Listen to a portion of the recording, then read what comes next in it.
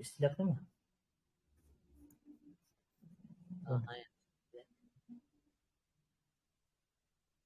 Aka, siz mobil developers to'g'rimi?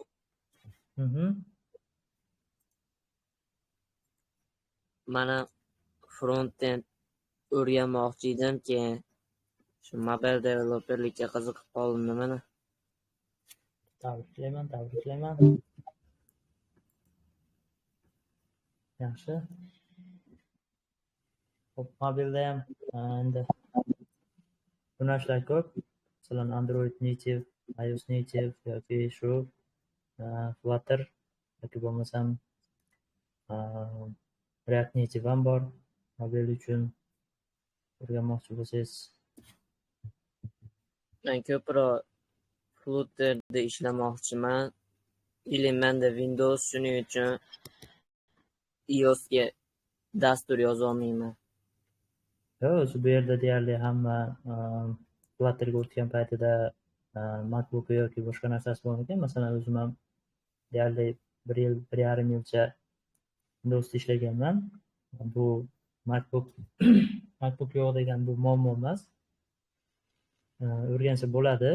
Endi masalan, qaysidir stepga yetib kelganda, qaysidir levelga yetganda baribir iOSda ham o'rganish kerak, iOS tomoniga ham build qilish kerak bo'lganda bemalol qilsangiz bo'ladi, olib ishlatsangiz bo'ladi. Kompyuter muammo emas demoqchiman. Xo'p, 5 minut o'tibdi endi. Qolganlarni kirganlarni vaqtini olmaslik uchun sekin boshlayveramiz unda. Assalomu alaykum hammaga yana bir marta. Bugungi topimizda nimalarga gaplashamiz? Xo'p, bu safar Xudo xohlasa Flutterda proyektni qurish, ya'ni clean arxitektura bilan qurish. Endi aynan men o'zim TDD arxitekturasi bo'yicha, folder structuring deylik, folder structuring bo'yicha ishlaganim uchun o'zimni experience'imni, olgan tajribalarimni o'sha bu narsani avtomatlashtirish uchun qilingan o'sha CLI'da oldin yozgandim, bunga ancha bo'lib qoldi. 1 yildan oshdi bu CLI'ga. Shuni bir qator ko'rsatib, tushuntirib, ishlamoqchi bo'lganlarga savollar bo'lsa, bemalol yozishlar, gapirishlar mumkin. Mikrofon hammaga ochiq. Xo'sh, unda boshladik.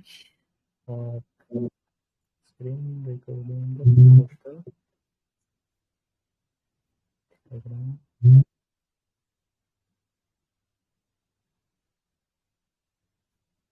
Ekran ko'rinyaptimi hammaga?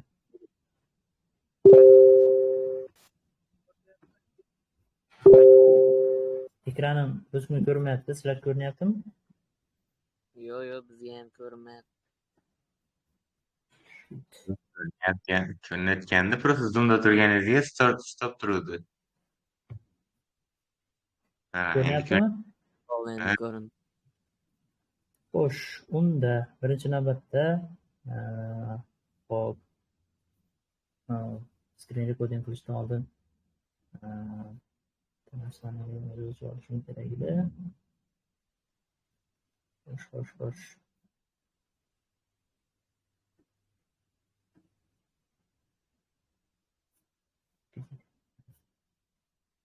Qanchadan beri shug'ullanasiz aka? Xo'p, Flutter bo'yicha deyarli 3,5 yildan oshdi. Umumiy dasturlash bo'yicha 5 yildan oshdi. Deyarli master ekansizdan. Yo'q, hali emas. Xo'p, unda screen recording qildim. Ko'ramiz. Birinchi nimamiz, birinchi gaplashadiganimiz bu albatta Solid prinsipini chekkaga surib turamiz. Clean arxitektura. Clean arxitektura o'zi nima uchun kerak? Nima uchun biz clean arxitekturaga bo'ysunib desak, misolni qarab bo'lar ekan. Clean arxitekturaga moslab yozishimiz kerak deyilsa, javob oddiy. Shu standartlikni saqlash, ya'ni har bitta dasturchi qachondir u kodni tark etadi, u proyektni tark etadi, o'rniga boshqa dasturchi kirishi mumkin, boshqa dasturchi qo'shilishi mumkin bu kodga. Shu jarayonda standart bo'lsa, ya'ni hamma standartga qarab yozsa, shunda masalan yangi kirgan odamda ham bu kodni tushunib olishi oson, davom ettirishi oson bo'ladi. Hop, shuning uchun ham clean arxitekturada yoziladi. Bu faqat davom etkazish ma'nosida emas, bu bundan tashqari proyektlar keyinchalik kattalashgani sari uni ichida bemalol yozilgan kodlarni topish, davom etkazish uchun ham clean arxitekturada yozish kerak. Ya'ni har bitta layerlarda alohida bo'lib chiqish kerak.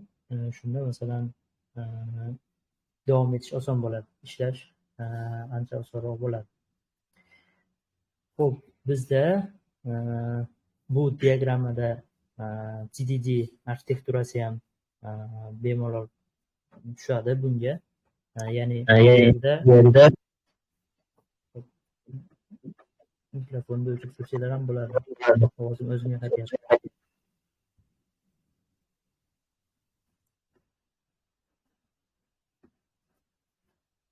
Xo'sh, davom etamiz. Bu clean arxitektura, bu diagramma TDDga ham tushadi bemalol. Ya'ni 3 ta layerga bo'lingan: presentation, domain va data layerlari. Presentation layerlar, presentationda nimalar bo'ladi o'zi asli? O'zi presentation masalan ingliz tilidan tarjima qilganda ko'rsatish, prezentatsiya qilish degan bo'lsa, faqat bu yerda UI bilan bog'liq narsalar turadi. Ya'ni page'lar, temalar, ya'ni temaga oid narsalar, routing tizimlari, umuman widget komponentlari hammasi presentation layerda bo'ladi. Endi bu bo'linishi mumkin presentation, ya'ni page'lar, widgetlarga bo'linishi mumkin. Ikkinchi layerimiz domain. Bu domain layer data bilan presentation o'rtasida turadigan layer. Bu layer mana diagrammadan ko'rishlar mumkin. Datalarda masalan presentation layerdan olib data layerga uzatadi yoki data layerdan qaytgan ma'lumotlarni presentation layerga olib o'tib beradi. Bu yerda ko'proq repozitorilarda implementationlari, entitylar va use case'lar domain layerda joylashadi. Oxirgi layerimiz data layer. Data layerda ko'proq o'sha datalar bilan ishlash, ya'ni databazalar bilan remote bo'ladimi yoki lokal datalar bo'ladimi qizig'i yo'q. Source mana bu yerda yozilgan, ya'ni source'i lokal bo'lishi mumkin yoki remote bo'lishi mumkin, farqi yo'q. Va ular modellar bilan ishlaydi, ya'ni modellar faqat data layerda turadi xolos. Ya'ni data layerdan tashqariga chiqmaydi modellar. Bu yerda faqat u serialize yoki deserialize qilish bilan ishlaydi. Datani uzatishda serialize qiladi, qaysida deserialize qiladi, shu. Data layerda o'zini repozitorilari, ya'ni o'sha har bitta amal bajarilayotganda ularni guruhlab qo'yish uchun shu repozitorilar qo'yiladi. Xo'p, undan tashqari, ya'ni bu diagrammadan tashqari holatda yana core qismi ham bor. Ya'ni bu yerda nimalar bo'ladi? Core qismda ko'proq utilitlar, ya'ni proyekt bo'yicha ko'p ishlanayotgan narsalar, ya'ni extensionlar yoki generic class yoki funksiyalar umuman hammasi kiradi. Servislar, ya'ni notifikatsiya servislari yoki bo'lmasam любой turdagi servislar kiraveradi buni ichiga. Ko'proq masalan notification servislar bilan yoki shared preference servisga aylantirib qilinadi, shunga o'xshash. Va uchinchisi errorlar, ya'ni error handlinglar, failerlar yoki errorlar.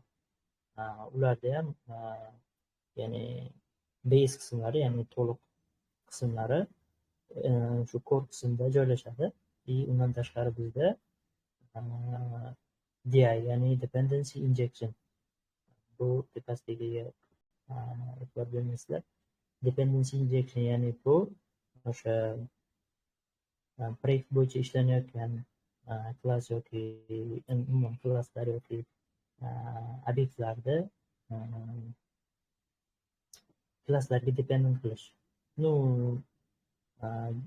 Dependency injectionda ko'proq aytish o'sha singleton vazifani bajarish, ya'ni ko'plab ochilayotgan obyektlarda bittaga yig'ish, ya'ni bitta obyektdan olish, shunga o'xshash. Bu yerda masalan ko'rishlar mumkin, qanaqa narsalardan foydalanganini ham ko'rsatib o'tgan, ya'ni dependency uchun getitdan foydalangan, shunga o'xshash. Solid prinsipni ham bu yerda tushuntirib o'tib ketilgan. Buni adashmasangiz kanalga tashlagandim. Umumiy arxitektura deyarli shunaqa. Ko'plarda u TDD bo'ladimi yoki DDD bo'ladimi, umuman boshqa arxitekturalar bo'ladimi, aynan 3 ta qismga bo'lingan, ya'ni view layeri, model, anaqa MVB bu ham bir xil ishlaydi. Model, view model, ya'ni view shunchaki o'sha presentation, model data qismi, view model shu domain layer desak bo'ladi, ya'ni data bilan presentationda bog'laydi, ya'ni view bilan modelni bog'lovchi view model deb nomlanadi. Bu endi Androidda ishlaganlar bo'lsa MVVM haqida ko'p eshitgan. Aynan u ham core qismi borib, ya'ni har bitta qismda, har bitta layerda alohida bo'lishga yetib boradi core qismi. Xo'sh, umumiy clean arxitektura bo'yicha shunday. Bu TDD folder structure. Biz test kamdan kam yoziladi, qachonki kompaniyani o'zi bu narsani ko'tara olsa, shunda masalan test yozish mumkin. Shunga moslab TDD arxitekturasida yozib ketiladi. Ko'proq masalan nima deydi, folder structure ko'proq ishlaydi u yerda. Xo'p, mana shu yergacha, mana shu clean arxitektura bo'yicha yoki umuman TDD yo bo'lmasam solid prinsipi. Endi solid prinsipini oxir-oxirida bir qator proyektni ichida ham tushuntirib beraman, ya'ni real kod bilan. Kimda savollar bor?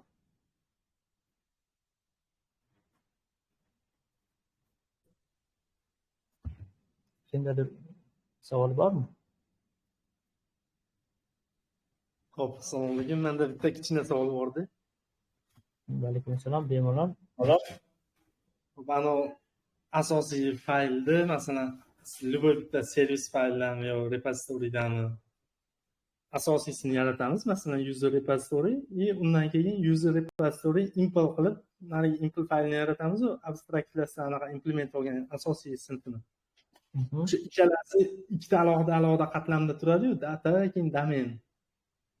Ular yangi API nimadir qo'shganda ular noqulaylik qilib bu papkaga kiryapmasa, qandaydir hammasini bitta joyda to'plab ketsa, o'sha ma'nosi qolmaydimi buni? Ikkalasini bitta faylga olaman, hozir men hozir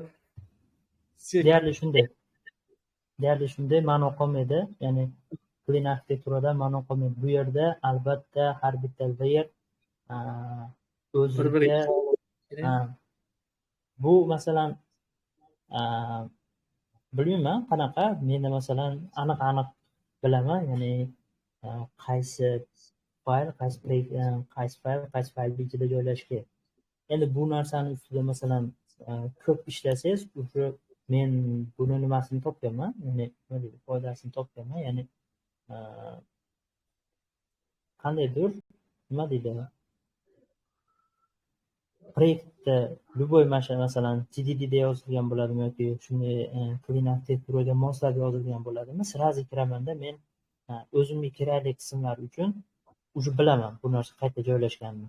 O'sha siz aytmoqchi bo'lgan repozitoriyalar qayerda joylashgan yoki boshqa narsa. Ya'ni bu aynan o'sha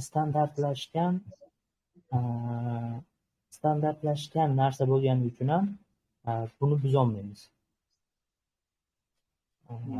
Agar o'zingiz proyektda o'zingiz ishlaydigan bo'lsangiz, o'zingizni komfortingiz uchun bu narsani qilishingiz mumkin, lekin ertaga sizdan keyin keladigan odam masalan qaysidir fayllaringiz bitta bo'lib ketgan bo'lsa, juda ham noqulaylik tug'diradi. Masalan, menga ko'pincha bo'ladi, masalan, page'larni hammasini bitta joyga yig'ib qo'yadi. Ya'ni butun proyekt ichida ishlatilgan page'larni bitta faylni ichiga hammasini yig'ib qo'yadi. Modellarni bitta faylni ichiga hammasini yig'ib qo'yadi. Bo'lmasam entity'larni xuddi shunaqa bitta faylga yig'ib qo'yadi, что boshqa fayldan boshqa faylga o'tib yurmaydi. Lekin u o'zini komforti uchunda, lekin bu yoqdan tushadigan keladigan yangi odam, masalan, men bu narsani yoqlamayman lekin. Ya'ni har bitta fayl o'zini o'sha nimasida, bu o'zi aynan masalan hozir ko'ramiz, featurelarga bo'lingan, ya'ni har bitta bironta bir kattaroq vazifani bajaradigan bitta to'plam, bitta feature deb nomlanadi. Unga tegishli bo'lgan hamma narsa o'sha faylning ichida bo'ladi. Bu endi yanada rivojlantirilsa, masalan, borishi mumkin modulli nimalarga. Ya'ni biz hozir monolit proyektlarda ishlaydigan bo'lsak, modullarga borib taqaladi bu narsa. Ya'ni har bitta featureni o'zi asli, masalan, bunday deydigan, har bitta featureni dependensilari o'zining ichida bo'lishi kerak. Masalan, feature olib tashlangan paytda boshqalariga zarar yetmasligi kerak. Ya'ni bitta featureni to'liq chop olib borganingizda boshqa featurelarga zarar yetmasligi kerak. O'zi asli shu nima ham bor. Ya'ni mana shu tushuncha ham bor u yerda. To'g'ri, hozir qarang, yana bitta savol. Masalan, API servisni olamizmi yo o'sha remote data source? Har bittasini o'zini aniq vazifasi bor-da. Masalan, o'sha API servisimiz o'sha serverdan ma'lumot oladi. Repository o'sha kelgan so'rovni lokal yoki remote qilib turib, o'shanga ajratib turib, aytda ham qanaqadir logika bo'ladi. Lekin men imенно use case ga tushunmaganman. Use case maqsadiga tushunmaganman-da, kelgan naryoqqa obyektga olgan. Shuni bittasidan so'raganimda oxiriga yetolmaganman, to'g'risi. Use case nima ish qiladi o'zi? Nima vazifasi bor unda? Xo'p, bu narsa menda ham bo'lgan.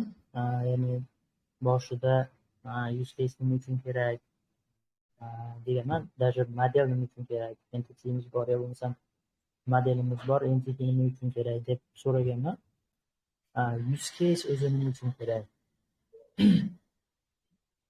Bu borib o'sha solid principle'ga borib taqaladi, ya'ni single responsibility, ya'ni har bitta funksiya yoki har bitta metod yoki funksiya o'zi faqat birgina vazifani bajarishi kerak. Ya'ni siz qilishingiz mumkin, masalan, repozitoriyni o'zini blokka chaqirib ishlatishingiz mumkin. Bunday holatda masalan repozitoriyni ichidagi kerak emas narsalarni ham ishlatib yuborasiz siz. Masalan, repozitoriyni ichidagi masalan kerak bo'lmagan boshqa funksiyalarni ham o'sha yerda ishlatib yuborishingiz mumkin. Bu narsa shu men o'ylashim bo'yicha single responsibility'ni buzadi. Shuning uchun ham masalan faqat use case ga olib o'tilgan, ya'ni bu yoqdan kelingan har bitta operatsiyani bitta use case ga bog'lanadi. Ya'ni o'sha bitta use case faqat bitta vazifani bajaradi xolos. Blokda siz faqat use case chaqirasiz-ku. Use case chaqirgan paytingizda siz faqat bitta operatsiyani bajarishni o'ylaysiz xolos u yerda. Ya'ni bitta use case ni olasiz, u faqat bitta vazifani bajaradi xolos. Masalan, login, logout qilish. Logout qilish faqat bitta vazifani bajaradi xolos. Yo bo'lmasam produktda single qismini olish, bitta use case faqat o'sha vazifani bajaradi xolos. To'g'ri, u repozitoriyga ulangan. O'sha yerda ham masalan bitta layer ochildi, ya'ni bu layer o'sha single responsibility'ni ta'minlash uchun. Model bilan entity ham o'zayotgandek xuddi shunaqami u ham? Tipa ma'nosi. Yo'q, model bilan entity'ni farqi, model o'sha model o'zi asli o'sha data layerda o'zida ishlaydi xolos. Ya'ni data layerda o'sha remote sourcedan bo'ladimi yoki local sourcedan bo'ladimi, datalarni olish va deserialize qilish uchun ishlaydi xolos. Ya'ni datalarni lokallardan olish uchun ishlaydi xolos. Endi u yog'iga UI ga faqat model o'tadi, entity o'tadi xolos. Entityning ichida faqat UI ga ko'rsatish uchun data bo'ladi xolos. Uning ichida masalan mapping bo'lmaydi, ichida JSON, from JSON degan narsalar bo'lmaydi. Entityning ichida faqat o'sha masalan UI da ishlatiladigan qism uchun kerakli datalar o'tadi xolos. Mapping bor. Masalan, siz bitta model orqali, bitta modeldan masalan 2-3 ta entityga ma'lumot olib o'tishingiz mumkin. Ya'ni bitta modeldan foydalanib 2-3 xil entityga ma'lumot jo'natishingiz mumkin bir paytda o'zida. Shu holatda masalan model faqat datani source bilan ishlash uchun ishlaydi xolos. UI layerda kerak bo'ladigan bo'lsa, faqat nima bilan ishlaysiz xolos, entity bilan. Masalan, UI is product single qismiga sizga kerakli ma'lumotlar bor, siz faqat o'shani olasiz xolos. Uning ichida boshqa ma'lumot bo'lmasligi kerak. Bu narsa ham o'sha solidga borib taqaladi. Ya'ni modellarda ham, entitylarda ham faqat bitta nima uchun ishlash kerak. Ya'ni bitta modelning ichida siz kerak emas, bitta entityning ichida siz kerak, masalan, o'sha UI uchun kerak emas bo'lgan datalarni ham saqlab yura olmaysiz. Shuning uchun ikkalasi ajratib qo'yilgan. Bo'ldi.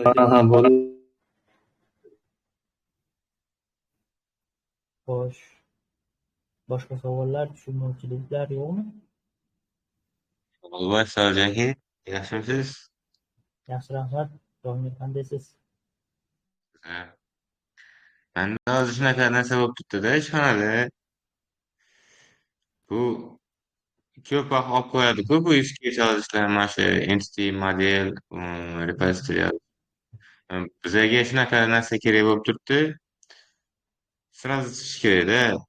Hozir men bitta yo'li shu blokka repository yozish, ya'ni data source'dagi repository emas, data source'ni o'zini yozish kelib turibdi-da. Data source'ni qanaqadir handle qilsam-da, error o'tadigan narsalarni kalatdan, ya'ni arxitektura tuzib chiqsam deb o'ylab turibman-da. Shunaqa arxitektura bormi degan ma'noda bitta savol bor edi. Yo'q, bor. Masalan, bu arxitektura, ya'ni baribir proyektlar, masalan, hammasini bitta arxitekturada yozib bo'lmaydi. Proyektda scale'iga qarab, ya'ni proyektda o'ziga qarab turib, boshqa arxitektura tanlasa ham bo'ladi. Ya'ni bu aynan TDD arxitekturasi bo'yicha yo bo'lmasa BDD arxitekturasi bo'yicha yo MVVM da yozish shart degan nima emas. Masalan, proyekt kichkinaroq bo'ladigan bo'lsa, uni TDD da yozish rostdan ham shunchaki vaqt sarflash bo'ladi. Chunki proyektda scale bu narsani ko'tarmaydi. Ya'ni u yerda unchalik ko'p narsa bo'lmaydi. Testlar yozilmaydi deydigan bo'lsa, buni apply qilish majbur emas. Bu majbur emas. Bu qachon kerak? Proyekt keyinchalik ham davom etsa, proyekt kattalashib ketadigan bo'lsa, yo bo'lmasa ko'proq odam maintain qiladigan bo'lsa, shu joyda masalan hamma biladigan bitta standartga kelish kerak. Buning uchun masalan siz aytayotgan narsa uchun MVP yoki MVC ham oddiy yechim bo'laveradi. Masalan, aynan MVVMda yozish shart degan tushuncha yo'q. Proyektda scale'iga qarab, masalan, tezroq bitirishingiz kerak. Masalan, biz ham tezroq bitirish uchun ba'zida TDD bo'ladigan bo'lsa ham test yozmaymiz. O'zi TDDni biladiganlar oramizda bo'lsa, o'zi TDDda avval test yoziladi, ya'ni test case yoziladi birinchi navbatda, unit testlar yoziladi. Masalan, API'larga любой funksiyaga birinchi bo'lib test yoziladi. Test uchun case'lar tuziladi. Xuddi u test case'lari o'tgandan keyingina buning uchun kod yoziladi. Agar biz bunaqa yozadigan bo'lsak, masalan, bu oddiy productionga chiqarish uchun x ko'p vaqt oladi. Shuning uchun ko'pincha testlar oxirroqda, masalan, ish ancha yengillashib qolgan paytda testlar yozib qo'yiladi oxirida. Ya'ni testga tayyorlab yoziladi. Keyin oxirida, masalan, baribir tezroq chiqarishimiz kerak. Chiqarib bo'lgandan keyin shu narsalarni, masalan, keyingi dasturchilar kelganda buzib qo'ymaslik uchun yoki o'zimiz keyingi ishimizda bu narsani buzib qo'ymasligimiz uchun, ya'ni bitta qismni qildingiz, boshqa qismdan yana bir chiqib qolmasligi uchun test listlari yozib qo'yiladi keyin.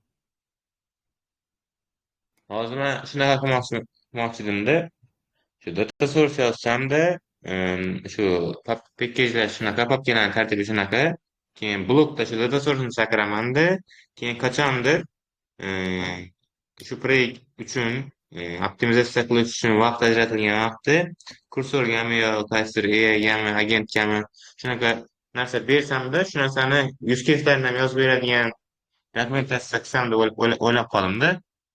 Ya'ni boshqa arxitektura emas, lekin blokka yaqin, lekin sразу mana shu MVMda yo TDDda qilib ber desam, shunga o'tkazib beradigan bo'lishi kerak degan narsani o'ylab turdim-da. Shu to'g'rimi, xatomi?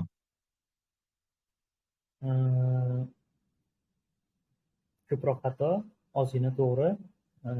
To'g'ri tomoni, masalan, siz uni tezroq qilishingiz kerak, baribir bu produkt tezroq chiqishi kerak bo'lsa, masalan, kichraytirishingiz mumkin. Ya'ni o'rtadan use case'ni ham, repositoryni ham oddiy chopib tashlasangiz, to'g'ridan to'g'ri blokdan data source'ga ulansangiz ham bu ham xato metod degani emas.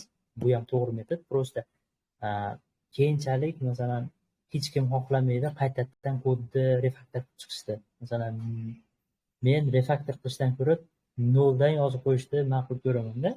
O'zi oxirgi, masalan, budjetda ham yoki bu kompaniyada ham shunaqa bo'ldi. Ya'ni kod yozilgan, masalan, keyinchalik sizda bitta struktura bo'lmasa, bitta strukturaga qat'iy amal qilmasangiz, baribir borib kod dead kodga aylanadi, xullas, trash kodga aylanadi.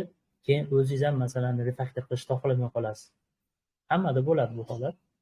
Shuning uchun, masalan, vaqt ko'p ketadigan bo'lsa ham, keyinchalik bunga yana qaytib o'tirib, masalan, menga yoqmaydi, yozgan kodimni yana boshqatdan boshidan refaktor qilib chiqish hech kimga yoqmaydi. Yoki, masalan, siz u proyektda ishlamasligingiz mumkin, keyin sizdan keyin keladigan odam refaktor qilish kerak. Bu narsa kim bo'lib birovni kodini refaktor qilish hammaga ham yoqmaydi, lekin shuning uchun, masalan, ko'proq vaqtingiz ketsa ham qaysidir aniq nimaga tushirib, masalan, qolipga tushirib yozsangiz, sizdan keyin keladigan odam ham davom etchizayotganda, hali siz orqangizdan duo qilmaydi. Yomon duolar qilmaydi. Salomat. Rahmat Rojaga javob uchun. Sog' bo'ling. Xo'p, kimda savollar, takliflar, tushunmovchiliklar? Assalomu alaykum. Alaykum assalom. Aka, yaxshimisiz? Rahmat, o'ga shukur. Shukur, yaxshi, rahmat. Men Flutterda yangiman-da. Xo'p, hech qanaqa kursda yoki nimada o'qimadim. Internetda o'rgandim, to'g'risi 2-3 oy bo'ldi. Hozir Riverwoodda biroz qiynalyapman. Shunga biroz yo'nalish berib olsangiz yoki o'rgatib olsangiz ozroq. Xo'p, Riverwood bo'yicha menda unda katta tajriba yo'q, chunki Riverwoodda deyarli proyekt ko'tarmaganman. Qanaqa ishlashini bilaman, lekin masalan, real proyektda ma'lum bir arxitekturaga tushirib yoki fotostrukturaga tushirib ishlab ko'rmaganman. Bu bo'yicha tanishlarim bor, xudo xohlasa ular bilan ham masalan gaplashib, Riverwood bo'yicha ham master klass o'tib bera oladi. Xo'p, rahmat. Holat menejmenti bo'yicha bo'lsa, blokni maslahat berasiz bunda. State management yo'qning, o'zbekchasida belgili istiladi. Xo'p, state management bo'yicha masalan men bunisi yaxshi, bunisi yomon demayman. Hammasini masalan Riverpodda ham o'zini yaxshi yomon tomoni bor, blogda ham o'zini plus minus tomoni bor. Getix ishlataman desangiz, uni ham plus minus tomoni bor. Oddiy nimada ham ya'ni providerda o'zida ham yozaman desangiz, ko'tarsangiz bo'ladi proyekt. Hech qaysi birini masalan buni zo'r, bunisi undan yaxshi emas deya olmayman. Lekin o'zimni masalan preferensimdan kelib chiqib, men uchun blog eng masalan optimalni deb o'ylayman. Chunki o'sha state alohida, event alohida, logic qismi alohida qilib paretga qilingan. Shuning uchun men o'zim blogni tanlayman. Masalan yangi boshlovchilar bo'lsa, ko'proq blogni tavsiya qilaman. Lekin qolganini ham masalan o'rganaman desa, bu yomon degani emas. Masalan, proyektga qarab turib, o'sha xohlasangiz Riverpod, xohlasangiz blog, xohlasangiz providerda o'zida ham proyekt ko'tarsangiz bo'ladi. Bu hech qanaqa plus minus tomoni yo'q. Lekin men o'zim uchun masalan blog eng optimal state management deb hisoblayman. Tushunarli, rahmat. Endi bundan tashqari masalan ko'p communitylarda ham masalan blogda ko'proq ishlatishadi. Shuning uchun ham blogda ko'proq naqa qilaman. Lekin masalan blogda ham Riverpodda ham bilsangiz, bu juda katta plus baribir.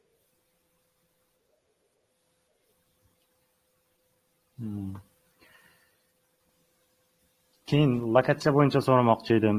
Qaysi packageni maslahat berasiz? Localization bo'yicha. Background location tracking bo'yicha. Background location tracking bo'yicha. Geoposition bor.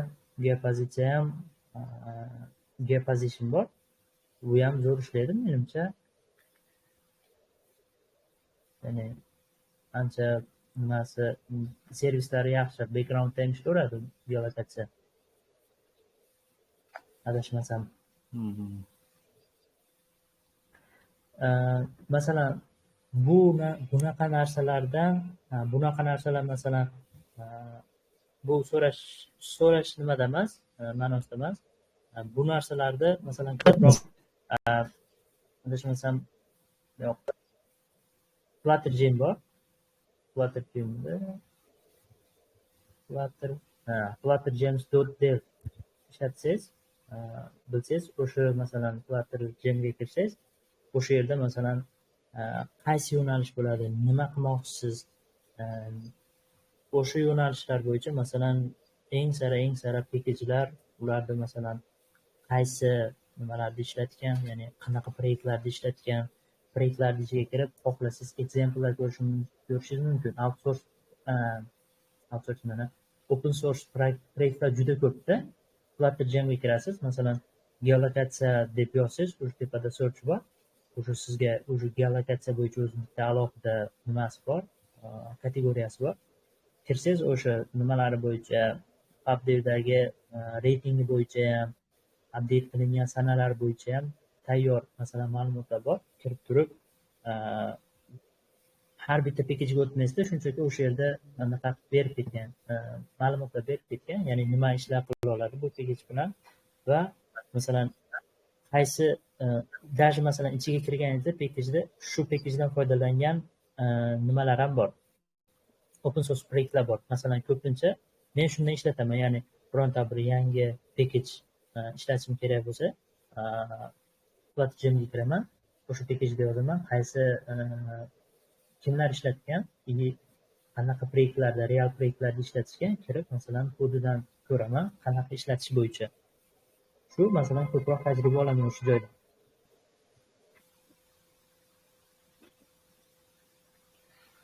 Xo'p, tushunarli. Rahmat aka. Sog' bo'ling. Xo'sh. Bunda yana savollar.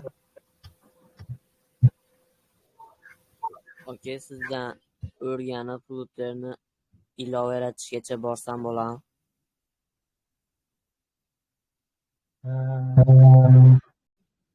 Menimcha yo'q. chunki bu yerda bulut gapira olarim. men yashash joyim atrofida shu ilova yaratishga o'qitadigan joy yo'q ekanda, o'shaning uchun sizdan so'rayapman. Mhm. Bu yerda endi ko'proq advanced darajadagi ma'lumotlar berilgani uchun to'liq kuzatib qilolmaysiz, chunki bu bunaqa beginner daraja emas demoqchiman. Bu yerda hozir aytilayotgan ko'p narsa beginner darajada emas. Buning uchun masalan agar til bilsangiz nimalar ko'p, so'rslar ko'p. Masalan, o'zingizga tashlab beraman. Qayerdan boshlash kerak, nimadan boshlash mumkin. Agar ingliz tilini bilaman desangiz, tashlab beraman so'rslarini. Yo masalan tilni yaxshi bilmayman deydigan bo'lsangiz, o'zbek tilida ham masalan nimalar ko'p. O'zbek tilida qilingan o'sha noldan beginner darajadan boshlab o'sha proyektni nimaga qo'yishgacha, App Store, Play Marketga qo'ygungacha masalan video kurslar bor o'zbek tilida ham. O'shalarni ham ko'rsangiz bo'ladi bemalol.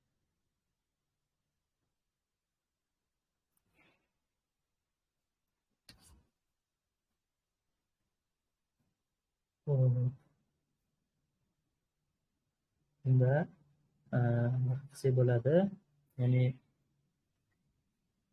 CLI bo'yicha ozgina master class qilsak bo'ladi unda. Hop.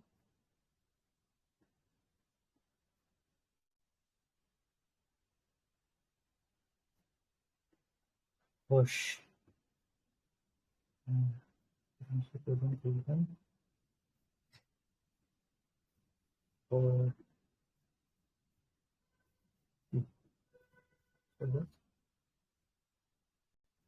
Birinchi navbatda terminalni ochaman. Hop, terminalni ochishdan keyin kattaroq qilaman. Hammaga ko'rinyaptimi terminal?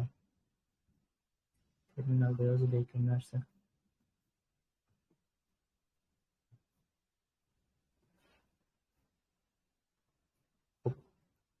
Terminal ko'rindimi? Ha, ko'rindi. Chiroyli ekan. Hop.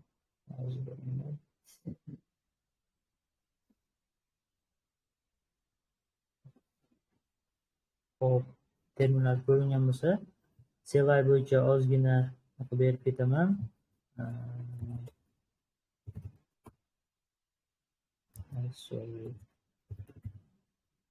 GitHub CLI'da source kodi GitHub'imda tayyor turibdi.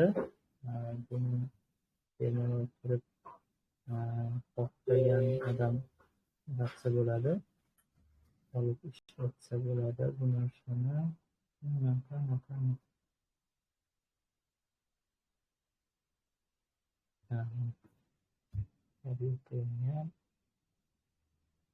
Xo'p. Bu yerda source kod bor. Xohlagan odam o'ziga moslab bu narsani edit qilsa bo'ladi. Ichiga kirib o'zi bitta o'qib chiqsa to'liq masalan qanaqa qilib qilinganini bemalol tushunib olsa bo'ladi. Xo'p, bu yerda xo'sh, mana komandani ishga tushirish uchun birinchi o'sha dark faylni exe faylga o'girib olamiz. O'girib olib turib, keyin uni environment variable'ga qo'shish kerak. O'sha masalan zshr fayli yoki bash xohlagan masalan qaysi environmentda turgan bo'lsa, o'sha bilan o'sha shell bilan qo'shilsa bo'ladi. Ya'ni bu terminalda bemalol ko'rinishi uchun Windowsda bo'ladigan bo'lsa, bu yerda ham bunaqa berib ketganman. Qanday qilib environment variable'ga qo'shish mumkin. Undan keyin bu yerda ikki xil komanda bor. Bittasi generate project, ikkinchisi generate feature. Ya'ni generate project bu proyekt nima qiladi, create qiladi. Generate feature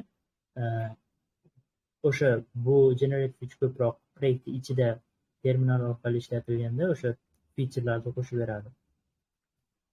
Hop, bu bo'yicha ko'radigan bo'lsak, men tayyor o'rnatib qo'yganman. Bir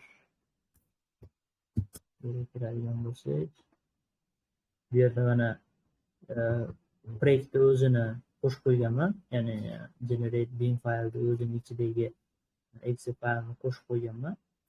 Shuning uchun menda terminalda bemalol chaqirsam bo'ladi.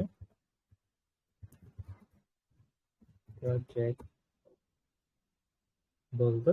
Bu yerda o'sha boshlandi, ya'ni Flutter proyekti nomini kiritish kerak. Flutter proyektimni nomi masalan Flutter deylik. Bo'ladi. Bu yerda endi men default holatda Android bilan iOSda to'liq qo'shilgan Windows versiyasi kerak emas, Windows kerak emas, macOS kerak emas, web, ya'ni kerak emas masalan platformalarda xohlasangiz qo'shishingiz, xohlasangiz qo'shmasligingiz mumkin. Xo'sh, men hammasiga yo'q deb chiqdim. Bu o'sha hozir chiqyapti. Endi mana shu joygacha bir qator ko'rib chiqib olamiz, nimalar qilindi. Bu endi men buni home faylni ishga tushirganim uchun meni home faylimga create qilishni boshlaydi. Xohlagan faylga kirib turib, terminal orqali o'sha yerda ishga tushirsangiz, proyektni o'sha yerga create qiladi. Bu yerda mana proyekt create qilindi. Bu yerda o'sha mana service locatorlar, sim data, constantalar, folder, image, umumiy base qismiga kerak bo'ladigan hamma klasslar create qilib bo'lindi. Undan tashqari PubSpace ichi o'zgartirildi. PubSpace ichiga masalan ko'p ishlatiladigan pekejlar qo'shib qo'yilgan. Masalan, Equitable, Shared Preference, Dio, Getit, Flutter SVG, GoRouter, Blog, Forms. Endi buni o'zingizlarda masalan preferensiyalarga qarab turib o'zgartirib qo'yishlar bo'ladi. Men shu nimalarda pekejlarni default qo'shib qo'yganman. O'sha bularni qo'shib dependency, ya'ni pubget ishga tushirib bo'lgan, hammasi tayyor bo'ldi. Endi bizni keyingi etapimiz featurelarni create qilish, ya'ni mana shu proyektimizda qanaqa featurelar bo'ladi. Endi ko'pincha aus featuresi doim bo'ladi. Profile deylik, masalan home, yana qanaqa featurelar bo'lishi mumkin. Bu endi o'sha ko'p kattaroq qismlardagi ishlarda bitta feature qo'yamiz. Shuning uchun to'g'ri yozib ketaverdim. Home, file, profile, home, masalan settingni ham bitta alohida qilishingiz mumkin. Mana 4 ta feature. Enterga bosamiz. Bu yerda endi 4 ta alohida feature yaratilgan, hammasi. Service locator modifikatsiya qilindi shu nimalarga moslab, featurelarga moslab. Routing ham, ya'ni route ichiga ham bularni qo'shib qo'ygan. Readme fayli o'zgartirildi. Bu yerda hozir o'sha easy localization foydalanilgan. Easy localizationda o'sha gen fayli create qilindi. Bu yerdan modellar uchun modellar serialize qilish uchun JSON serializable'dan foydalanilgan edi.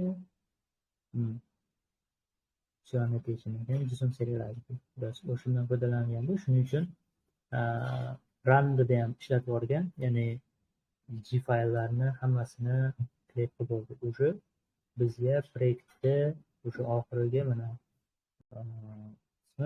complete is acceptable, ya'ni to'liq build tugadi. Mana shu joyda ichida o'sha o'yin arxitektura TDD bo'yicha proyekt bo'lindi.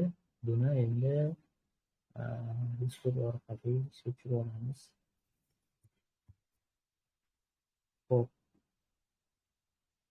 open qilib shu hozir aytgandek, bu meni home faylimga create qo'ydi. Flutter default open qilib qilamiz. Hop,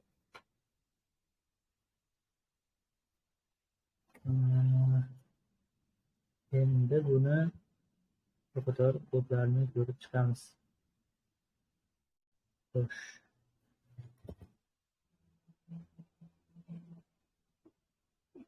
Extension.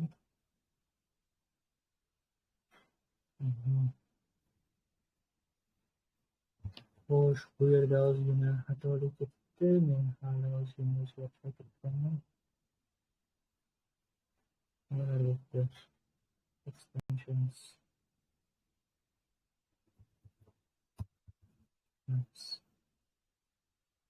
Hali shu extension bilan muammo bo'lganiga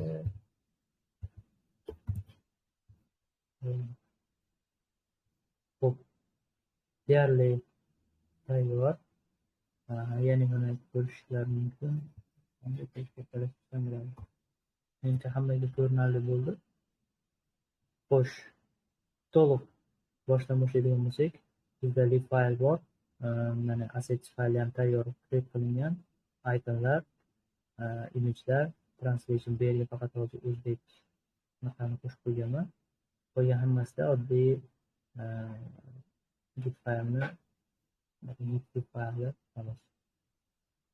Xo'p, bu yerda lib faylimiz ichida mana generatordan tashqari ikkita fayl, birinchisi core, ya'ni core qismlarida ishlatiladigan fayllarimiz, konfiguratsiya uchun folderlar, konstantalar, ikonlarni saqlash uchun, imagelarni saqlash uchun va tema uchun, ya'ni bitta faqat slide bor.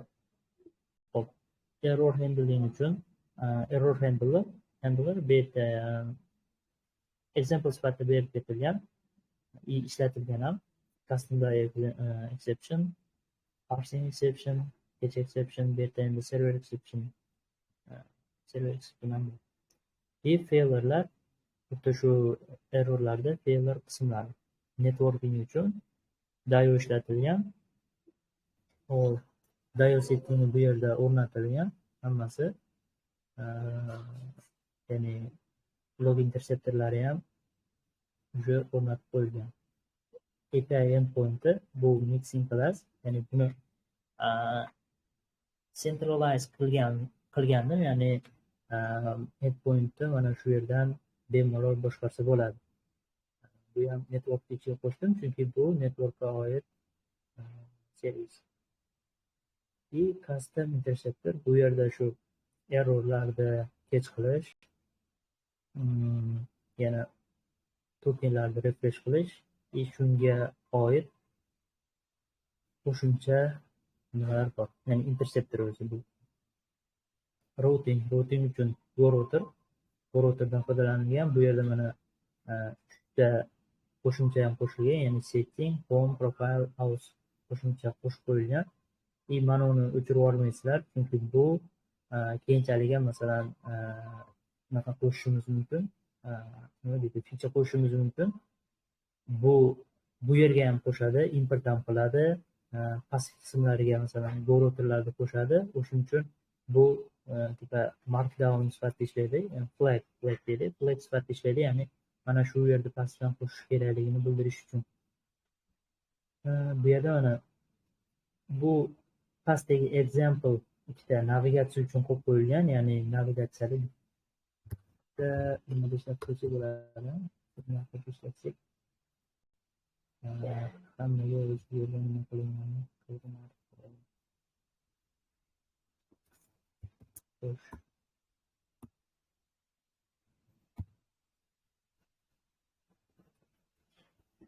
Bilamiz. Ko'ramiz. Hozir bu ishga tushyapti.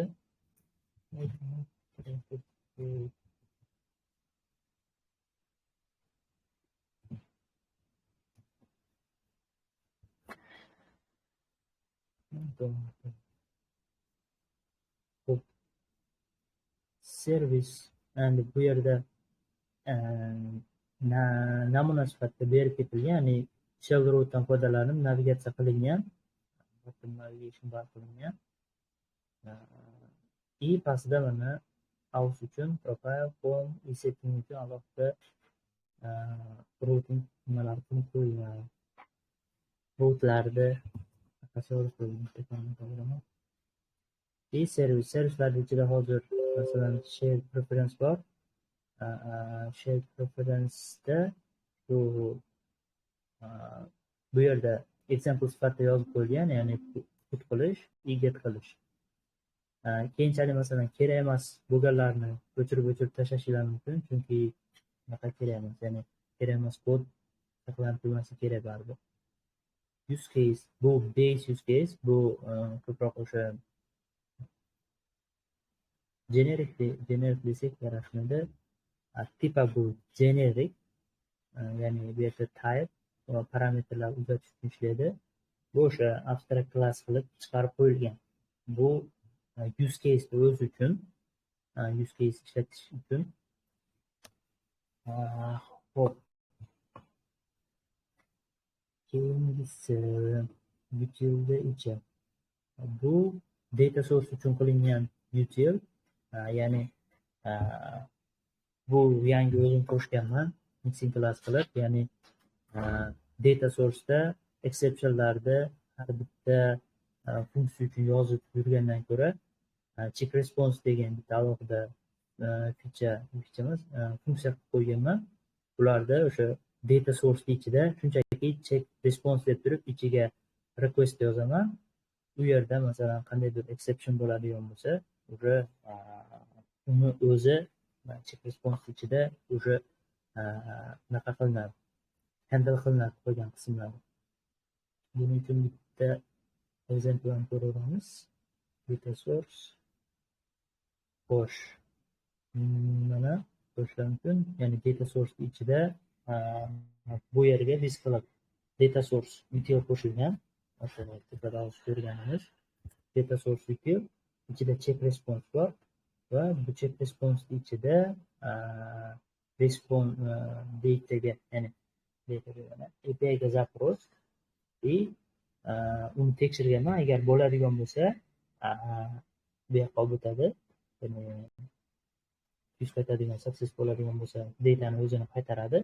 Agar bo'lmaydigan bo'lsa extract message, bu ham o'sha util ichidagi message'lar deb qo'yiladi. Bu o'sha bu ko'proq response noto'g'ri kelsa, ya'ni qandaydir nima deydi, noto'g'ri response keladigan bo'lsa, jo'natilgan data backenddan noto'g'ri ma'lumot yoki boshqa narsa degan message keladigan bo'lsa, bu yerda o'sha messageda extract qilib UI ga qaytarib olishlar mumkin.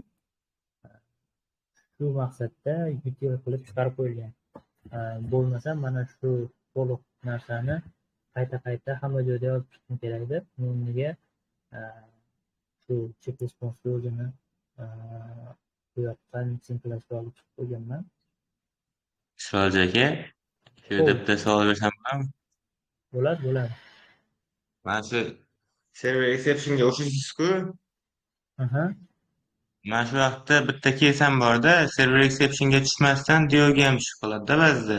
Server exception'dan o'tib ketadi. Bad response qaytaradi-ku. O'sha vaqtda ham messajni ushlasangiz bo'ladi-da. O'sha holatlarda o'sha olmaysiz-da bu yerda Dio'dagi errorni, bad response qaytganda. Dio'dan qaytadigan bo'lsa, bu yerda ushlanadi. Bu server exception yo'q, qarang. Parsingga tushadi. Bu prosta example qilib yozilgan. Sizga masalan yana qo'shimcha qanday exceptionlar bo'ladigan bo'lsa, pastidan qo'shib yozsangiz bo'ladi. Bu qanaqa exception desangiz, bu yerda Dio'dan exception berilmagan, faqat API dan qaytdi. Masalan, API siz masalan datani noto'g'ri jo'natsangiz sizga qaytaradi-yu. Masalan, qaysidir fieldni qo'shmay berib yuborsangiz, backend o'zi masalan uni boshqa formatda masalan qaytaradi-yu. Shu uchun ishlatilgan mana bu extract message degi. Agar 200 bilan 300 da atrofida bo'lmasa, bu yerda Dio'dan emas, shunchaki nimadan API dan response noto'g'ri keldi. Agar Dio'dan exception bo'ladigan bo'lsa, buni mana bu qismda qo'shib qo'yasiz o'zingiz. Buni default qo'shib qo'ysa ham bo'ladi. Case exception ham bor ekan, agar case'dan foydalansa, uni ham shunda optimizatsiyalangan bo'ladi shunaqa. Bu qarang, bu tray catch emas. Mana throw exception shunchaki messajni olib server exception sifatida qaytaradi uni. Siz aytayotgan exception mana trackage tiklanadi. Mana check response mana bu butun nimani o'zi. Mana uni o'zi. Bu ishlasa ishladi. Agar qandaydir boshqacha exception beriladigan bo'lsa yoki mana server exception mana uni o'zi rethrow bo'ladi. Ya'ni bu throw qilib qaytarsa, bu shunchaki uni rethrow qilib qaytarib yuboradi. Agar undan boshqacha exception bo'ladigan bo'lsa, uni parsing exception qilib turib qaytarib yuborganman. Buni masalan yana qo'shimcha qo'shib turib dio exception qilib qo'ysangiz ham bo'ladi. Dio Agar biza ana kesdan ushlamoqchi bo'lsak, qanaqa qilamiz? Masalan, men dio exceptionni connection timeout bo'lgani uchun alohida, lekin boshqacha dio exception bo'lsa, alohida boshqacha error message chiqarmoqchi bo'lsam, yo qanaqadir boshqa amal bajarmoqchi bo'lsam. Uni try-catchda exception tutasizda, exceptionda hammasini tipi bor. Dio exceptionda tiplari bor. O'sha timeout berdimi yo bo'lmasam connection uzilib qoldimi, hammasini tiplari bor. O'shunga qarab ajratib turib, custom minutda bor, custom dio exception bor.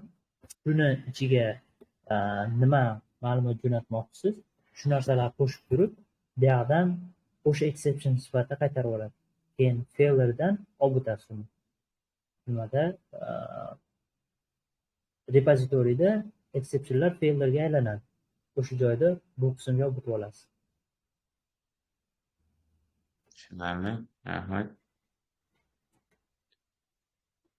Bu to'liq kod emas. Bu to'liq kod emas. Yana shuni eslatib qo'yishim kerak. Bu to'liq kod emas. Bu shunchaki base qism xolos. Qo'shimchalar yoki qandaydir o'zgartirishlar kiritish bemalol. Prosta shuncha ishni masalan har safar qo'lda bajarib yurganda, masalan terminal orqali bunga masalan 5 sekund vaqt ketadi xolos. Keyinchalik masalan o'zingiz preferensiyaga qarab kodni bemalol o'zgartirish yoki qo'shimcha kiritishingiz mumkin. Bu yerda men o'zim bilgan, ko'p ishlatilgan case'larda o'sha default sifatida kiritib ketganman.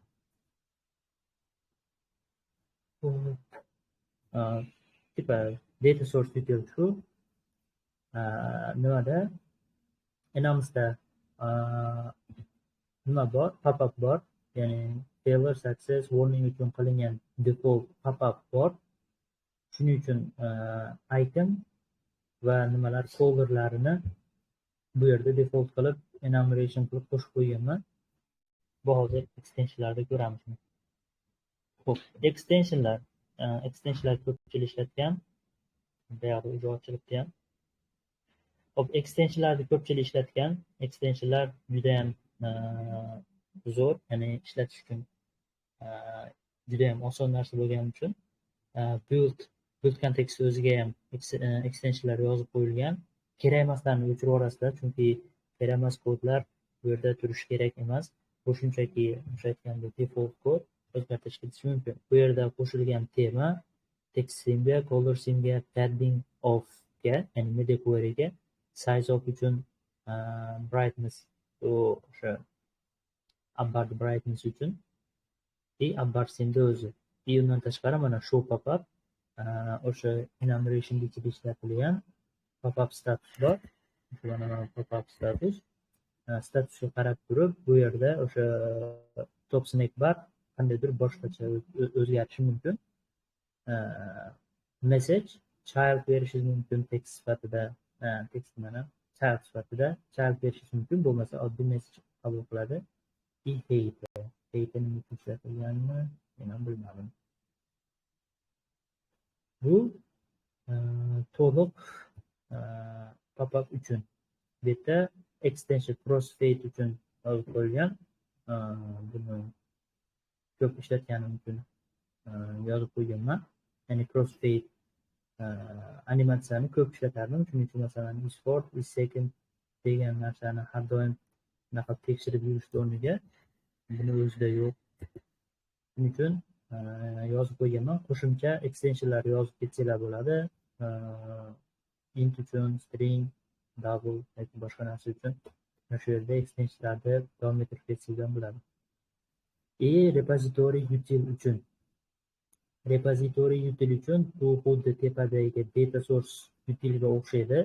Bu faqat repozitoriy uchun, ya'ni o'sha nimadan qaytgan data sourcedan qaytgan exceptionlarni data sourcedan qaytgan ma'lumotlar uchun ishlatilgan. Ya'ni bu narsani ham har bitta repozitoriyning ichida yozib chiqardik. Shuni hammasini bitta qilib repozitoriy util deb nomlab call safely degan metodga birlashtirib qo'ydim. Bu ham xuddi shunday. Masalan, mana bitta example ko'radigan bo'lsak, domain layer repository mana repository utilda mixing class sifatida ishlatganman. This qilib chaqiramanda call safety yozaman va data sourcega murojaat qilaman va u yerdan kelgan ma'lumotni shunchaki return qilib yuboraman. Qolgan exception caselarini, ya'ni server exception, dio exception, o'sha parsing exception, bular aytgandek masalan failurega aylanadi. Qolgan qismlarini bu yerda bitta funksiya qilib joylashtirib qo'yganman. Agar mana bu function successful bo'ladigan bo'lsa, uni write qilib qaytarib yuboradi. Either haqida ko'pchilik eshitgan. Either ikki xil qilib qaytarish mumkin, yoki fail, yoki left, yoki right. Buni ham mana shunday qilib porядкali holatga keltirib qo'yganman. Bo'lmasa, masalan, har bitta shunaqa repository call ichida mana shuncha paket yana qayta yozib chiqayapti dedik. Shuni masalan mixing class qilib bu yoqqa olib chiqib qo'ydim. Bu ham o'sha utilitylarda ichida. Either hozir aytgandek left yoki right qaytaradi. Bu nima deydigansiz, either o'zi package bor, ichida ko'p qo'shimchalari ham bor. Shu qo'shimchalari bizga kerak emas. Bizga faqat o'sha yoki left saytda yoki right saytda ma'lumotlarni qaytarish uchungina ishlagani uchun o'sha eitherga o'zini qismini bu yoqqa olib chiqib qo'yganman. Shuning uchun olib chiqib qo'yilgan. Shuning uchun YAMLda, ya'ni either packagedan foydalanilmagan. Faqat o'sha either uchun ishlatiladigan case'igina olib qolingan. Qolgan funksiya metodlar bor, boshqa funksiya metodlari ham bor. Ular ishlatilmagani uchun faqatgina either qismi bu yoqqa utilityga olib chiqib qo'yilgan.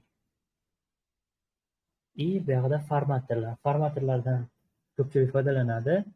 Bu yerga men o'sha mass-text input formatorda qo'shib qo'yilgan by default. Ko'p qismlarda kerak bo'ladi. O'sha kart numberlarda, bo'lmasam datalarda, nimalarda yoki phone numberlarda nimalar formatorlar kerak bo'ladi. Shuning uchun agar yana qo'shimcha formatorlar kerak bo'lsa, shu joydan qo'shib davom ettirib ketsanglar bo'ladi.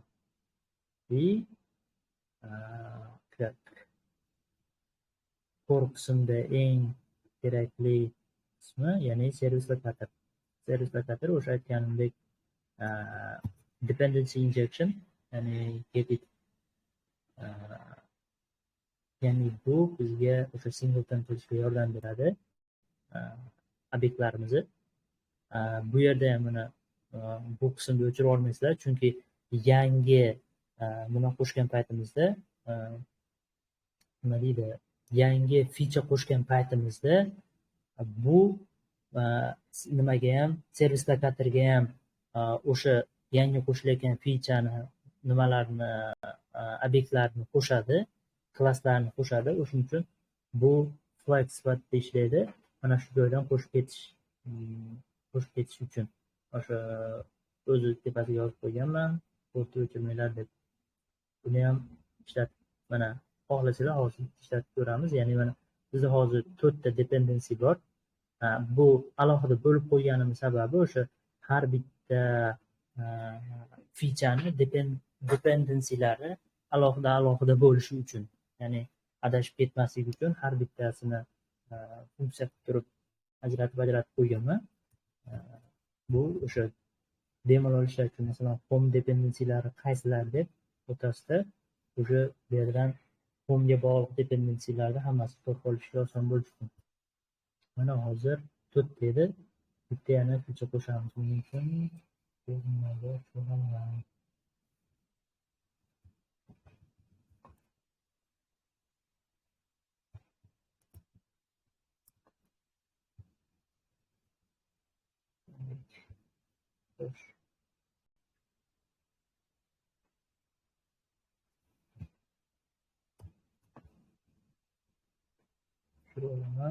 men o'zi hozir proyektni o'zida ichida turibman. Hayt. Generate future. Bu generate future vazifasi o'sha nimani ichida ishlatganinglar to'g'ri bo'ladi, ya'ni proyektni o'zini ichida, chunki bu proyektda o'sha tepasidagi proyekt topiladi o'zi. O'shunga qarab mana kerakli fayllarga kerakli kodlarni qo'shib qo'yadi. Mana bu yerda mana oldingi protsessimiz oxirgi qismida xuddi shunaqa, masalan, feature nomini kiriting. Mana shu yerda masalan yana bizga kerak bo'lishi mumkin ekan, masalan, search degan yangi feature kerak ekan. Searchni bitta bosamiz. Bo'ldi. Ya'ni search uchun bitta yangi feature hosil qildi. Servis locatorni ichini o'zgartirdi va routingni o'zgartirib chiqdi. Mana ko'rishlar mumkin. Mana search dependencies deb mana hozirgina qo'shildi yangi dependency. Xuddi shunday ham routingga ham o'tadigan bo'lsak, mana search degan yangi dependencyda yangi featureni nimalari qo'shildi, kodlari qo'shildi. O'sha mana search degan yangi qator qo'shildi. Faqat qo'shilmagan narsasi, ya'ni builder qo'shilmagan, ya'ni bu yurgandan keyin builder bitta ishlatib olish kerak ekan. Bu modellarni serialize uchun. Bilan qo'shib qo'yishim kerak, esimdan chiqib qolyapti. Xo'sh, shu bu servis locatorni o'zi, servis locatorni ko'pchilik ishlatgan baribir. Bu yerda ikki xil nima bor: lazy singleton, register lazy singleton bilan lazy factory bor. Singleton'ni register factory bor. Ko'proq mana singleton bilan factory ishlagan. Bularni farqini bilganlarga qaytarish bo'ladi, bilmaganlar uchun singleton register factory bilan singleton farqi. Singleton o'sha har safar bitta obyekt qaytaradi, ya'ni bu bir marta create qiladi. Shu masalan search repository implementation classini bir marta obyektini hosil qiladi, keyin har safar biz buni chaqirganimizda bitta obyekt qaytaradi. Factory bo'ladigan bo'lsa, bilasizlar, klassda factory klassda bor. Bu o'sha klassga yangi instansni qaytaradi. Shuning uchun bu ham xuddi shunga o'xshash, ya'ni har safar har xil yangi instans qaytaradi. Bizga bu yerda singleton ishlash kerak, chunki data sourcelar ham, repositorylar ham, use case'lar ham biz ular faqat singleton sifatida ishlatamiz. Bloklarni ham bu yerda register qilsanglar bo'ladi. Bu endi bu ham referensga borib taqiladi, ya'ni qaysi yo'lda xohlasanglar blokda o'sha UI'ni o'zida create qilinglar, xohlasanglar bu yerga o'sha lazy singleton sifatida yoki factory sifatida register qo'ysanglar bo'ladi. O'sha agar lazy singleton qiladigan bo'lsanglar, har safar bitta blokda nimasini qaytaradi, instansini qaytaradi, state o'zgarmaydi. Factory qiladigan bo'lsanglar, har safar yangi blok obyektini hosil qilib qaytaradi. Bu kodchi endi bu yoqda featurelar o'sha featurelar birinchi diagrammada ko'rsatgandek 3 ta layerga bo'linadi. Buni o'zi ham masalan data, domain, presentation. Presentation o'zi ham uchtaga bo'linadi: bloklari, pagelari, widgetlari. Masalan, datani o'zi ham uchga bo'linadi: data sourcelar, model, repozitoriyalar. Bularning barchasi ichida ma'lumotlari bor, use case'lari. O'sha data source. Bu men bitta qilib qo'yganman. Alohida fayl qilib qo'ysalar ham bo'ladi, ya'ni o'zi alohida fayl qilib ishlataman. Faqat bu versiyada bitta klass bo'lib qolgan. Ya'ni data source abstract klassini alohida fayl qilib olganinglar yaxshi, chunki faryodliroq bo'ladi. Abstract klassi data source implementationga qo'shimcha ravishda API endpointlari va data source utilni qo'shib qo'ygan. Endpointlarda qo'shganimiz sababi, endpointlarda bunday qilib chiqarib qo'yganimni ham sababi bor. Birinchidan, endpointlarda centralize qilishni, hamma endpointlarni shu yerga yig'amanda qaysi endpoint qayerda ishlatilgan, bu o'sha keyinchalik masalan trafik kattalashgani sari o'sha endpointni qayerlarda ishlatilganini bilib olish uchun. Agar unaqa bo'lmaydigan bo'lsa, searchga yozib qilishiga to'g'ri keladi, ko'p vaqt oladi. Masalan, o'zgartirmoqchi bo'lsangiz ham, masalan, bitta API'dan 3 ta joyda har xil foydalangan bo'lsangiz, uni masalan URL'da base o'zgarishi mumkin, o'rtada qandaydir slash o'zgarishi mumkin. Hamma joydan o'zgartirib chiqqandan ko'ra, mana shu yerdan bittani o'zgartirib chiqqan masalan bo'ladi. O'sha 2-3 ta joyda bir xil endpoint narsani ishlatib qo'ymasligi uchun ham shunaqa qilingan. Ya'ni mana shu endpointni o'zgaruvchiga biriktirib turish, hamma joyda ishlataman. Demak, bunday API'dan yana qayta duplicate qilib yozib qo'ymayman. Shuning uchun ham bitta joyga yozib qo'yilgan. Bu yerda shunchaki mana ishlatib ketsanglar bo'ldi. Mixing klasslarda mana shu joyda foydasini ko'rsanglar bo'ladi. Modellar, aytganimdek, modellar JSON serializable bilan qilingan, ya'ni from JSON to JSON. Bu yerda mapper'i bor. Mapper'da o'zini ichiga yozib qo'yganman, ya'ni entity'ga o'girish, entity'dan qaytarib olish. Bu mapper'i hisoblanadi. Bu entity'ni modelda entity'ga nisbatan. Bu yerda hech qanday qo'shimcha narsa bo'lmaydi, faqat o'zgaruvchi constant nimalar, konstruktor va executable bunaqasi, executable override funksiyasi. Entity shu. Xo'sh, bu yerda repozitoriga qo'shilgani o'sha repository util deb chiqqanimiz, barchasi faqat konstruktor orqali berib olinadi. Shu joyda bitta narsani aytib ketardim. Masalan, oldin men o'zim o'ylardimki, nimaga bunaqa qilib konstruktordan berib olyapmiz? Shu joyda o'zida masalan yozsak bo'lmaydimi? Mana qilib bunaqa qilib to'g'ri yozib, mana qilib konstruktordan olib tashlasak bo'lmaydimi? Har safar masalan konstruktordan berib olib nima keragi bor degan tushuncha bo'lardi oldin. Keyinchalik masalan bildimki, bu narsa siz test yozayotganingizda o'sha unaqa bo'lasiz, ya'ni test yozmoqchi bo'lsangiz, mana shunga o'sha siz u narsani topolojniy konstruktor orqali berib olishingizga to'g'ri keladi.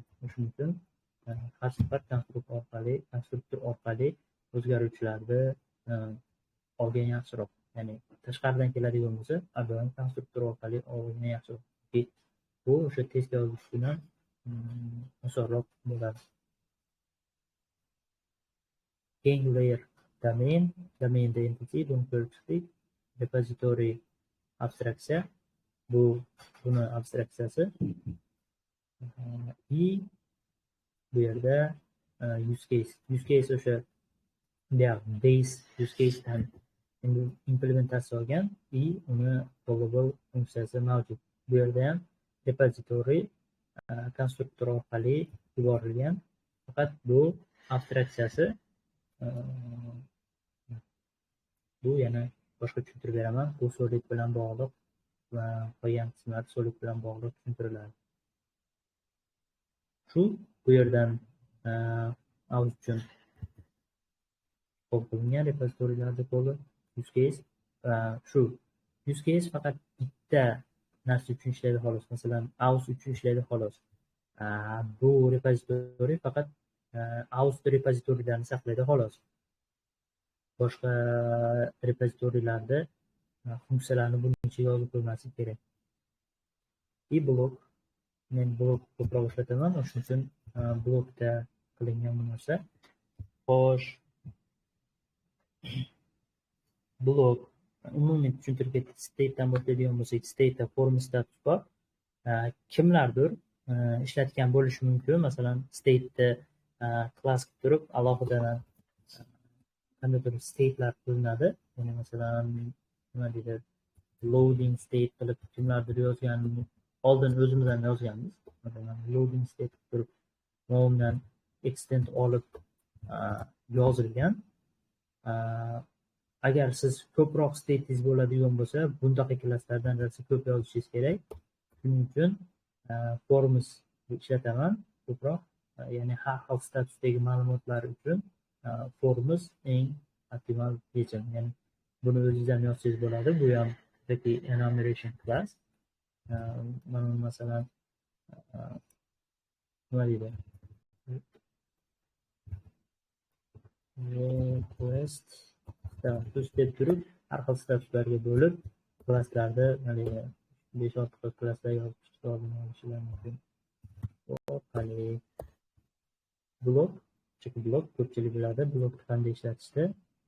Menimcha shu eventlar, page'lar. Bu yerda default sifatida har bitta blokni nimasi obyektni o'zini ichida create qilingan. Uni endi o'sha yana preferensiyalarga moslab xohlagan joylarga o'tkazib olsanglar bo'ladi. Bu yerda har bitta featureni o'zini bloki o'zida create qilingan obyektda va o'zida provide qilingan. Bu yerda hammasi o'xshash, mana shu bilan bir xil. Bu yerda faqat qo'shimcha default yoziladigani navigatsiya, ya'ni navigatsiyani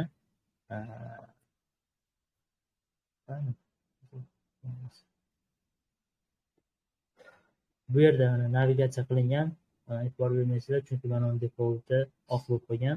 Shuning uchun simda shunaqa yozib qo'yganman. Ya'ni bu defaultni mana shunday navigatsiya bilan keladi, create qiladi proyektni. Что navigatsiya uchun ham vaqt ajratib o'tirmaysizlar. Qiladigan ishlar, bu yerda ikkita navigatsiya bor. 3, 4, 5 qilib xohlaganingizcha navigatsiya qo'shasizlar. Bu nima bilan qilingan? Tabbar bilan qilingan. Qo'shimcha davom etkazib ketasizlar xolos. Bu yerda noldan navigatsiyani yozib boshqa turib o'tirmaysizlar. Tayyor navigatsiya bo'ladi.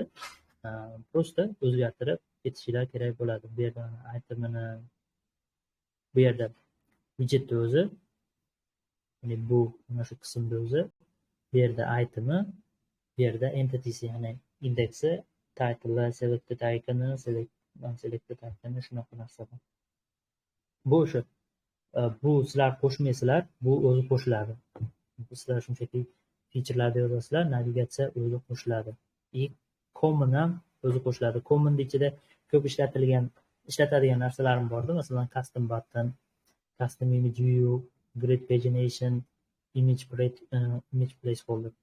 Bunaqa shunday.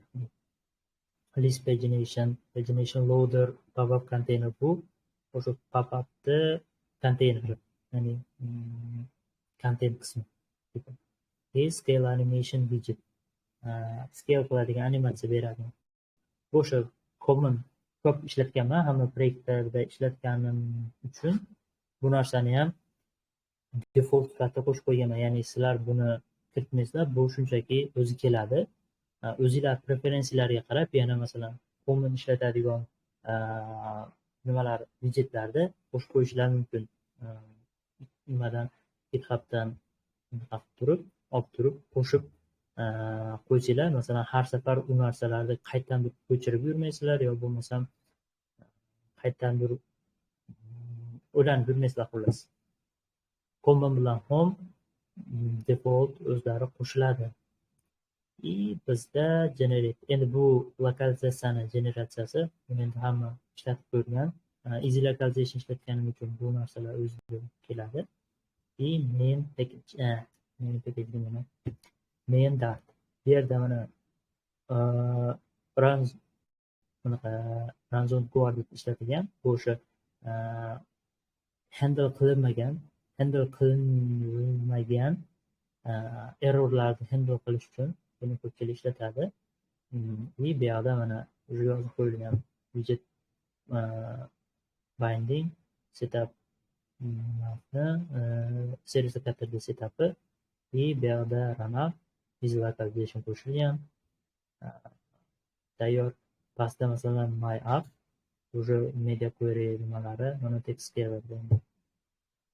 O'sha tayyor qilib qo'shib qo'yilgan.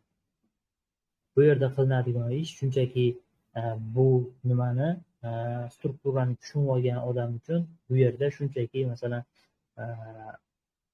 sizni qo'lingizga tushgan masalan proyektda shunchaki davom ettirasiz. Siz qolgan narsa haqida o'ylamaysiz. Ko'p narsasi уже deyarli tayyor bo'ladi. Upspace ichi ham default masalan yaratiladigan default create qilinadigan Flutter proyektga nisbatan ancha tozalab qo'yilgan. Bu yerda o'sha default ishlatiladigan ko'pgina nimalar dependencylar qo'shib qo'yilgan. Bular hozircha eskiroq variantlari. Bu 1,5 yil oldin qilingandi. Undan beri hech qaysi birini nimasini o'zgartirib qo'ymaganman.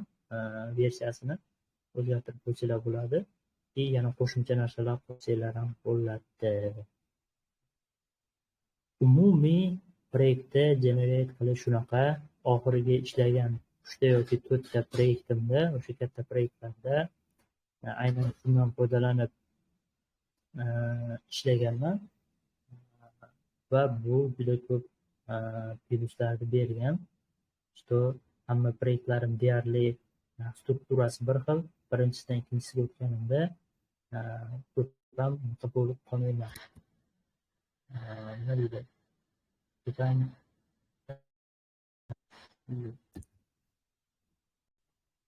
Adashib qolmayman. Emas.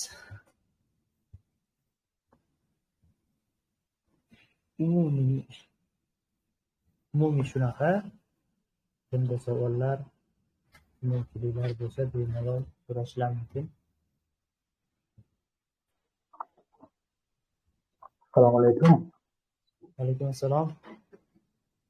Menda savol bor edi. Misol sizda API'ga kol qilishda odatda internet bor yo'qligini chek qilinadi. O'sha shartmi yoki sizda qanaqa ishlatilgan? Xo'p.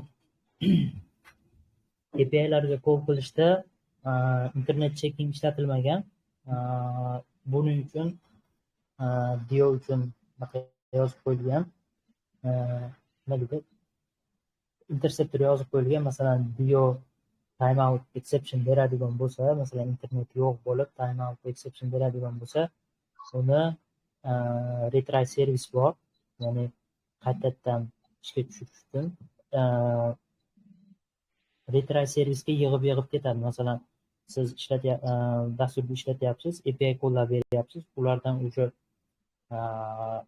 masalan internet bo'lmagan holatda keladigan exceptionlar bor. Masalan, o'sha connection exception bor. Connection exception bo'lgan paytda hammasini retry servisga qo'shib ketadi. Masalan, internet yongan paytda buni kech qilishingiz mumkin. Internet yongan paytda sразу men o'sha retry servisning ichiga yig'ilgan funksiyalarni qayta ishga tushirib yuboraman. Birma-ketma ishga tushirib yuboraman. Shu holatda masalan sразу qaytadan ishlab ketadi. Masalan, tekshirsangiz bo'ladi. API bu masalan ko'p ish olish mumkin-da. Masalan, siz har bitta API qilishdan oldin internet bormi, yo'qmi deb tekshirishingiz kerak. Internetni tekshirishni masalan Flutterda ko'p usuli, masalan, ko'p ishlatiladigan usul o'sha pekejlar bor. Bularning ko'pi masalan realniy saytlarga call berib keyin tekshiradi. Ya'ni ular ham future bo'lib ishlaydi. Future bo'lib ishlagan sababidan masalan bu siz har safar o'sha futuredan ma'lumot kelib, u internet bormi yo'qmi deb tekshirishingiz juda ham ko'p vaqt olishi mumkin.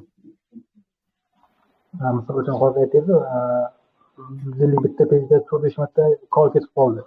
U 4-5 tasini yig'ib qayta-qayta o'qisa, qanaqadir xatolik kelib qolmaydimi bizga?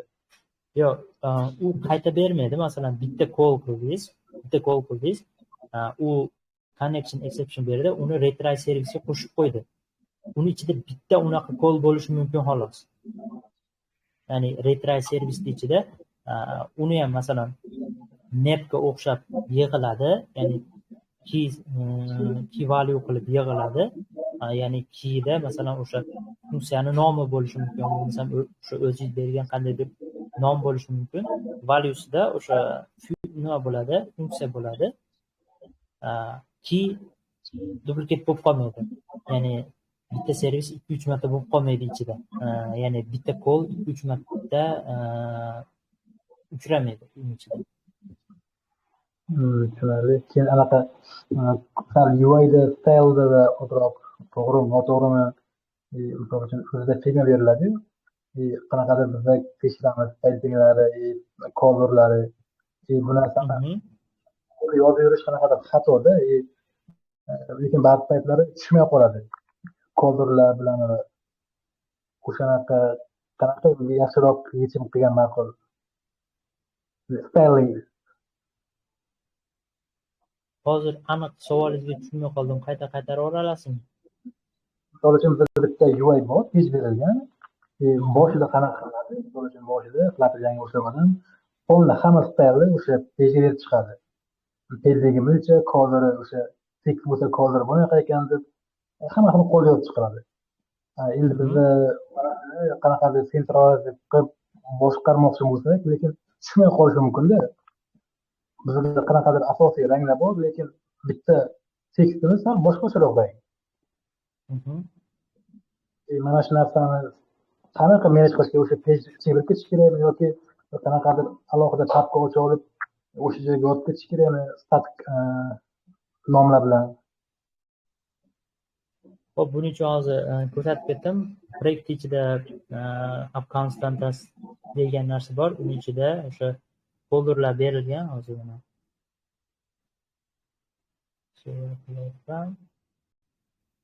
Ya'ni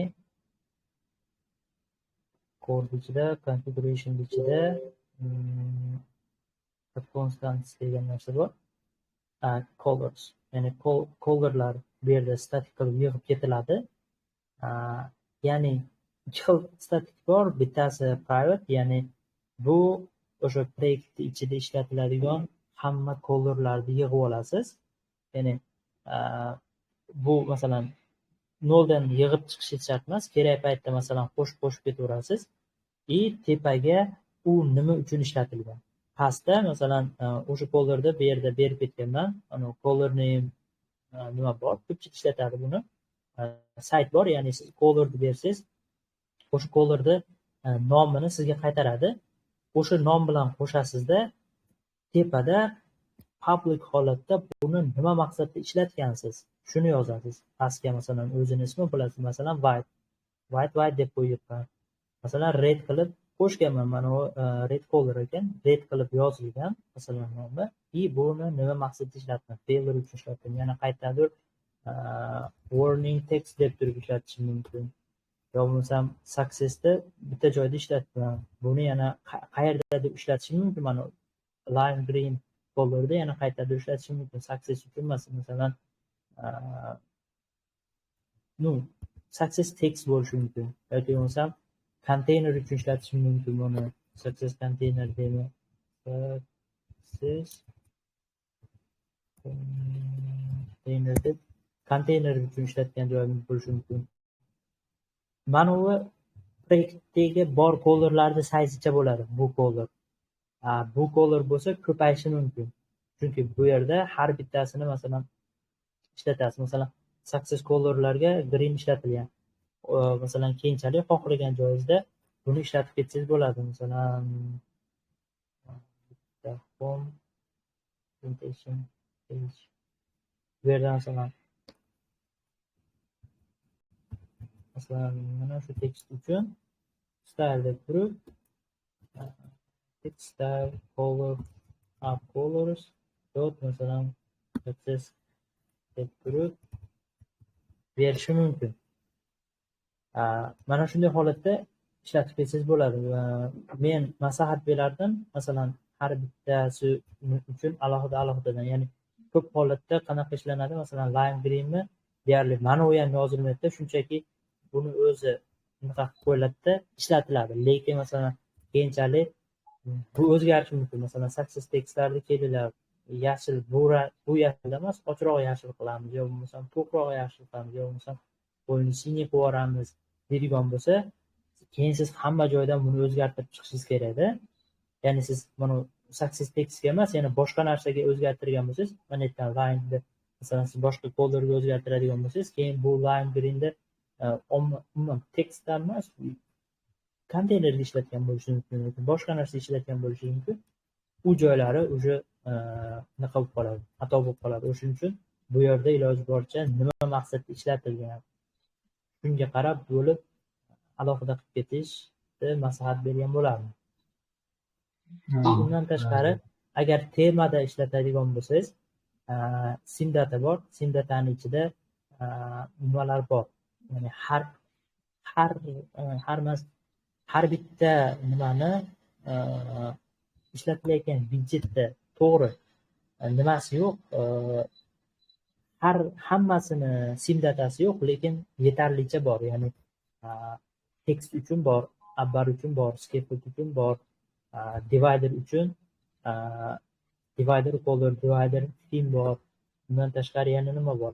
Tabbar uchun themelar bor. Iloji boricha mana shu yerga qo'yib, ya'ni mana shu yerda ishlatib ketganingizni maslahat berardim. Deyarli mana shu joyda ishlatsangiz, siz bu yoqda ishlatishingiz shart emas. Ya'ni men bu yoqda mana yozganman, scaffold background color oq deganmanmi? Любой chaqiradigan scaffoldimni default background oq bo'ladi. Masalan, qayerdadir yashili ko'k bo'lish kerak bo'lsa, bu yerdan keyin o'zgartirishim mumkin. Ishlatilmagan holatda, umumiy holatda bu masalan ko'rishingiz mumkin. Qani background color yana qayerlarda ishlatilgan?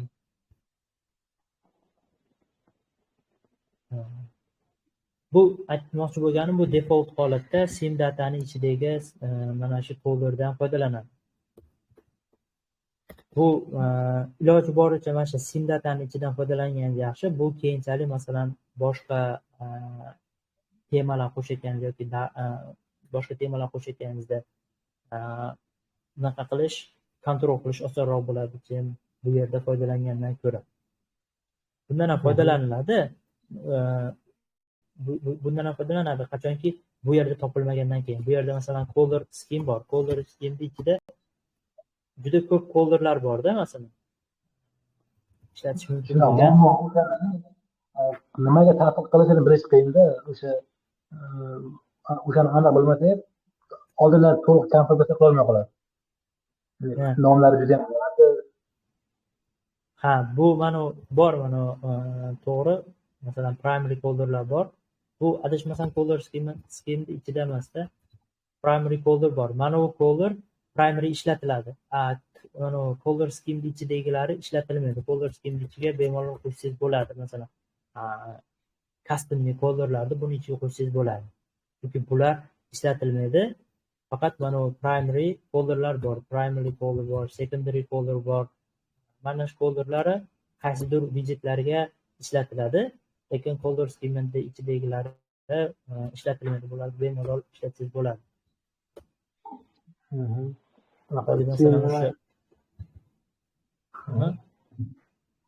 Misol ko'pchilik boshida segment oladida, screen bilan qanaqadir responsive qilishga urinishadi. O'zi sizda qanaqa keslar bo'lgan, screen ishlatmi yoki tavsiya qilmaysizmi? Xo'p, screen util ishlatmayman. Nimaga screen util ishlatmayman? Chunki bu tajribadan o'tgan. Screen util har doim ham biz o'ylagandaqa rezultat beravermaydi. Ya'ni u Android native bilan ishlab ko'rgan bo'lsangiz, agar xabaringiz bo'lsa, Android Native'da DP, SP degan tushunchalar bor. Ya'ni bu faqat bilan piksel bilan ishlamaydi. U o'sha ekranni resolutioniga qarab, ekranni o'ziga qarab nima o'zgaradi. SP masalan ko'pincha nimalar uchun, tekstlar uchun adashmasam SP ishlatilinadi. Tekst masalan ekran kattalashgan sari o'zi kattalashadi. Kichraygan sari o'zi kichrayadi. Xuddi shunga o'xshab nimani screen utilni shunga o'xshaydi deb aytishadi, lekin undaqa emas. Screen util nimani device'da bitsi bilan heightiga qarab ishlaydi. O'shuning uchun u har doim ham biz o'ylaganda qanaqa beravermaydi. Biz o'ylagandaqa rezultat beravermaydi. Undan tashqari bilsangiz screen util ishlatganingizdan keyin ko'pgina masalan konstanta bo'ladigan narsalar, konstanta oldidagi masalan konstanta widget qilolmay qolasiz. Shuni hisobiga ham performans jihatdan bu narsa tushib ketadi. Ya'ni screen utilni ishlatsangiz ko'p narsalarda masalan konstanta qilishingizni cheklab qo'yadi. Bu narsa baribir unaqaga ham olib boradi. Performans tomondan lik bo'lishiga ham olib keladi. Men ko'proq ishlatmoqchi bo'lsangiz o'sha media query'lardan foydalansangiz bo'ladi. To'liq nimadan screen utildan foydalanishni masalan maslahat bermayman. Masalan kerakli qismlarda screen utildan foydalanib qilsangiz bo'ladi. Screen util orqali qilsangiz bo'ladi. U ham o'sha nima bilan bir xil ishlaydi. Screen util tipa shunaqa o'zi. Kerakli joylarda nimadan foydalanib, media query'dan foydalanib responsive qilsangiz bo'ladi. Lekin masalan katta skrinlarga, iPadlarga yo bo'lmasam kompyuterlarga olib o'taman deydigan bo'lsangiz, unaqa responsivlik uchun baribir alohidadan masalan skrinni resolutionini aniqlab turib, alohidadan UI qilinadi. Masalan bitta UI bilan hamma iPadga tushirib ketadigan qilish qiyin baribir. Tushunadi. Keyin yana bitta savol bor edi. Misol har bir pejlarga bizda ikonlar bo'ladi, assetga saqlaymiz. Juda ham ko'p anaqa chalkash o'kitib qoladi. Anaqa strukturaga solmasdan. Yo'q, buni nima qilib featurlarga featurlarga nomlar chiqib, har bitta pejlariga qo'yib chiqish kerakmi? Shu pej ichida ishlatilganda. Ko'p ikonkalarni ishlatish bo'yicha ham shu yerda nima qilib ketganman. Iloji boricha masalan tashqaridan keladigan obyektlar uchun, tashqaridan bo'ladigan obyektlar uchun centralize narsa qilsangiz osonroq. Men mana appicons degan o'sha konfiguratsiyaning ichida konstantalari bor. Ya'ni assets ichida qo'shiladigan image bo'ladimi yoki icon bo'ladimi, hammasini mana shu yerda yig'aman. Mana shu yerdan boshqaraman. Bu menga masalan bitta iconda duplikat foydalanib qo'ymaslik yo bo'lmasam masalan bitta icondan 5-6 ta joyda foydalangan bo'lsam, uni tezroq masalan boshqasiga almashtirish uchun yoki bo'lmasam o'chirib tashlamoqchi bo'lsam, masalan xatolik chiqib qolmasligi uchun mana shunday qilib yozib olganman. Ya'ni mana shu yerda hammasini yangi icon qo'shadigan bo'lsam, assets ichiga icons ichiga qo'shamanda, keyin uni bu tomonga qo'shib qo'yaman. Shunda men bemalol appiconsdan foydalansam bo'ladi. Imagelar ham xuddi shunaqa. Imagelardan ham xuddi shunday holatda foydalanib ketiladi. Bo'sha hamma narsani centralize qilsangiz, o'sha sizda ularning ustidan kontroli ko'proq bo'ladi. Rahmat.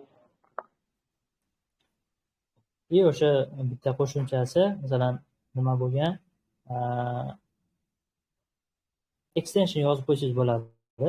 Qo'shimcha masalan shu SVG, ya'ni imagelarga bo'lmasam iconlarga ko'p holatda baribir SVG ishlatamiz-ku iconlarga.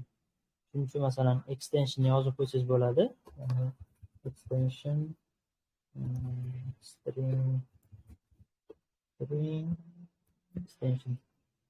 string uchun, chunki o'zi baribir string holatda bo'ladi. Widgetlarga qaytaravamiz. Widget get to SVG widget pieces. Bunday qilib yozib olsangiz, masalan, har doim ham keyin masalan SVG ga o'girib yurishim kerak demaysiz, masalan. Qani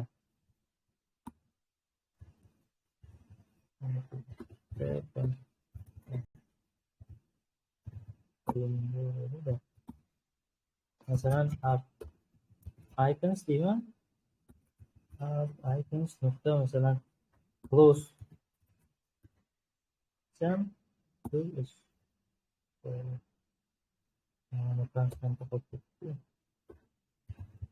nuqta svg widget desam bo'ldi. Ya'ni buni har safar bunga urab yurmayman-da. SVG extension yozasiz, o'sha bu SVG picture'ga olib o'tib osonlashtirib beradi sizga ishingizni. Extensionlarda o'sha plus tomonlari shunaqa. Hali bir xil ishlatiladigan narsalarni hadeb ko'p qayta yozavergandan ko'ra extension qilib yozib qo'ygan ancha osonroq bo'ladi. Rahmat.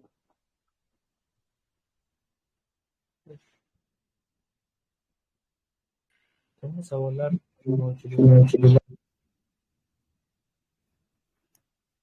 Assalomu alaykum. Hormay. Alaykum assalom, yana bir marta.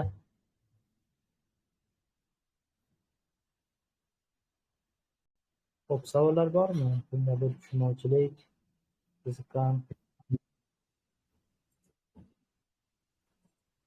Oket chatni videoga olasizmi? Olingan.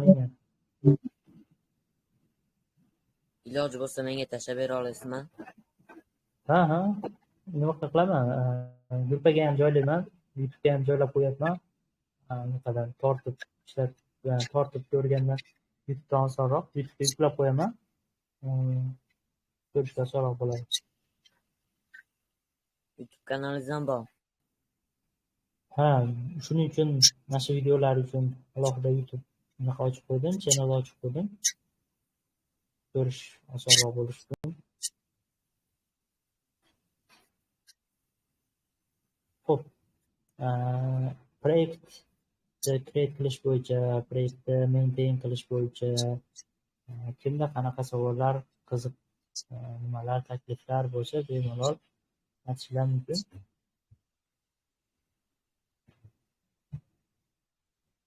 Tushunmovchiliklar bo'ladigan bo'lsa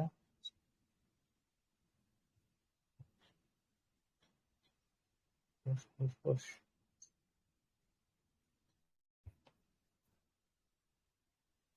Xo'p. Shortboard bo'yicha ham so'rashganda, shortboardni sinfga qilish bo'yicha bunga baribir tayyorlanmadim. Bu juda ham qiyin narsa emasdi, qiyin narsa emas o'zi. Qiyinchilik bo'lishi mumkin qachonki nima deydi? CLI bor, o'zini shortboardda o'zini CLI bor. Shuni ustanova qilish bilan ozgina muammo bo'lishi mumkin, lekin qolgan qismi bilan deyarli muammo yo'q, chunki juda ham oson ishlatishga. Bugun o'sha yozganim bo'yicha kecha iOS 26 ga yangiladim telefonda. Kompyuterda ham macOS 26 ga yangiladim, Xcode ga yangiladim, xullas hamma yoqda yangiladim. Men kutgandim, Flutter proyektim iOSda run bo'lmadi, bak bilan qanday bir muammolar bo'ladi shekilli degandim. Lekin baxtga qarshi muammo bo'lmadi. Xudo xolasa, hozircha hech qanaqa proyektlar bilan muammo chiqmadi. Endi ko'ramiz, balki biz adashayotgan deb.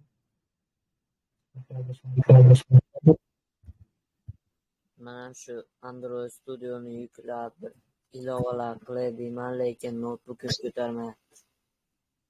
Ayniqsa emulyator ishlatayotganimda chidab bo'lmas darajada qotyapti notebook. Xo'p, telefoningiz bormi?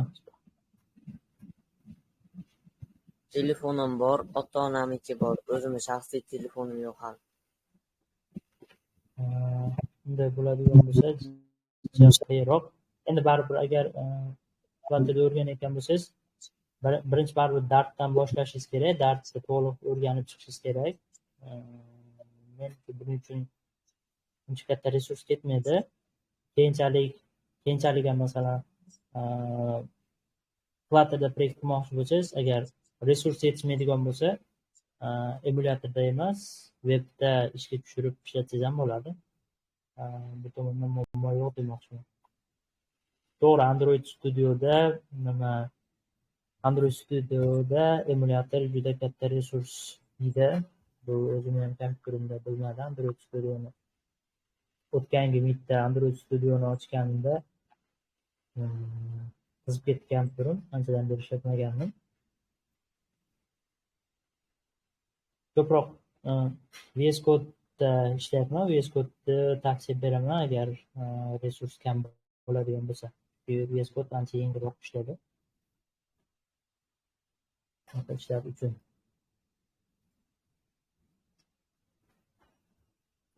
Xo'sh, yana kimda nima yangilik akalar? Kimda nima gaplar? Hop, hozir qarang, VS Code ishlatyapsizlar-ku, ana ideyaga anaqa kod yozgan. Bunga Android Studioga hamma ana pluginlar, anaqalar VS Code'da ham ishlayveradi. Muammosi yo'qmi? Shu narsani tan olaman. Android Studioga nisbatan VS Code'da pluginlar, extensionlar ko'p. Chunki har bitta chiqayotgan yangi extension, yangi plugin bo'ladimi? Men uchun Android Studiodan ko'ra birinchi bo'lib naqaga chiqadi. VS Code'ga chiqadi birinchi bo'lib. Navrot Android Studio maqtaysin deb turadi. Yo'q, oldin masalan Android Studio'ni maqtaganman rostdan. Chunki rostdan juda ham nima deydi? Powerful, lekin ko'p o'shunga nisbatan ko'p resurs yeydi. Ko'p resursga qo'yapti. Даже mana shuning uchun ham aytishim mumkin. Android Studioga shunaqangi naqa bo'lib qolganimdan VS Code'ga o'tganimda VS Code'da shunday user interface'ini to'liq Android Studioga o'xshatib olganman. Haligi VS Code'da o'zini user interface yo'qmaydi. Shuning uchun ham Android tema bosganman. Androiddan shortcutlarini o'rnatganman, extensioni bor ekan. Xullas Android Studioga to'liq o'xshatib olganman. Shunaqa. Bu yengil rostdan. VS Code ancha yengil ishlayapti. Undan tashqari bugungi yangilik, kimdir eshitmagan bo'lsa, balki o'sha oldin Xcode shart bo'lardi ochilishi. Android Studioda ishlasam ham, VS Code'da ishlasam ham, real iOS device'da ishga tushirish uchun Xcode ochilishi kerak edi, ochilishi shart edi. 26 ga yangilagandan keyin unaqa bo'lmay qo'ydi. Xcode ochilmasa ham device run bo'lyapti, real device'da. Shunisiga lekin maza qildim, chunki Xcode ochilsa ham u ham resurs yerdida anchagina. Hozir iOS 26 chiqqandan keyin iOS dizaynlari ko'p qismi anaqa widjetlar o'zgardi-yu.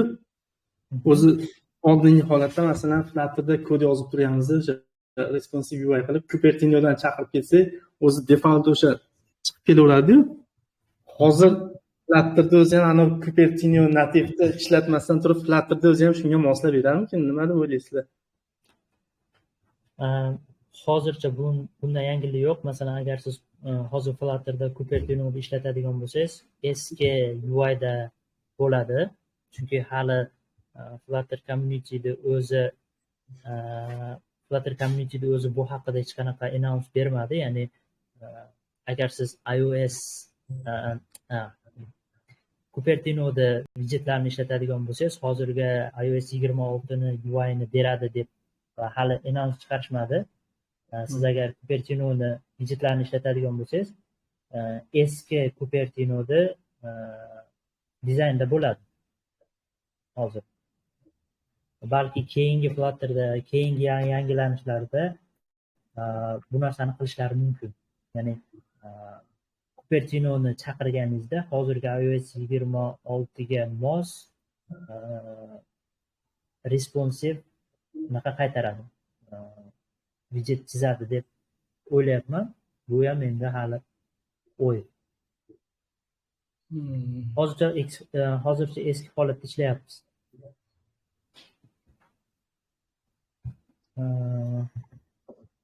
Shunday. Keyin o'sha kecha tashlaganim, ya'ni ko'pchilik ko'rdi baribir iOS 26 chiqqandan keyin pekejlar chiqdi, Liquid Glass bilan Liquid Glass renderer bilan Cupertino Native degan pekejlar уже chiqdi. Ya'ni o'sha iOS 26 ni niqalarini, widgetlarni chizish uchun Liquid Glass renderer birinchi bo'lib chiqdi. U shunchaki Flutter'da o'zini shaderlardan foydalanib chizilgan deb nimasida yozilgan ekan o'zini dokumentatsiyasida, lekin ikkinchi tashlaganim, ya'ni Cupertino Native degani, men ham bu haqida kecha ko'rdim. Platform view degan narsalar bor ekan, ya'ni siz Flutter'da turib Android yoki iOSdagi native UI'larda Flutter Practice qismiga chaqirishingiz mumkin ekan. O'shuning uchun Cupertino Native shundan foydalanibdi. Ya'ni Cupertino Native platform viewlardan foydalanib iOS 26 dagi widgetlarda Flutter'da ishlatgan ekan. Bu plus minus tomonlari ham bor ekan. Plus tomoni shu performance tomoni, ya'ni u native ishlatgani uchun performansi ancha yaxshi bo'lyapti deyishdi. Minus tomoni Flutter bilan integratsiyasi baribir unchalik darajada zo'r emas hali deb berishdi. Ya'ni kutamiz. Men o'ylayapman, agar iOS 26 dan o'sha Flutter'da o'zi Cupertino'ni iOS 26 ga moslaydigan bo'lsa, katta ehtimol bilan mana shu platform viewlardan foydalanadi. Bu ham taxmin.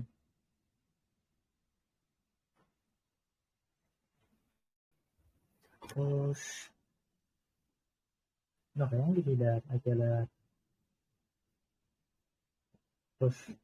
Menimcha, agar kimdadir tushunmovchilik, savollar bo'lmaydigan bo'lsa, sekin yakunlasak ham bo'ladi.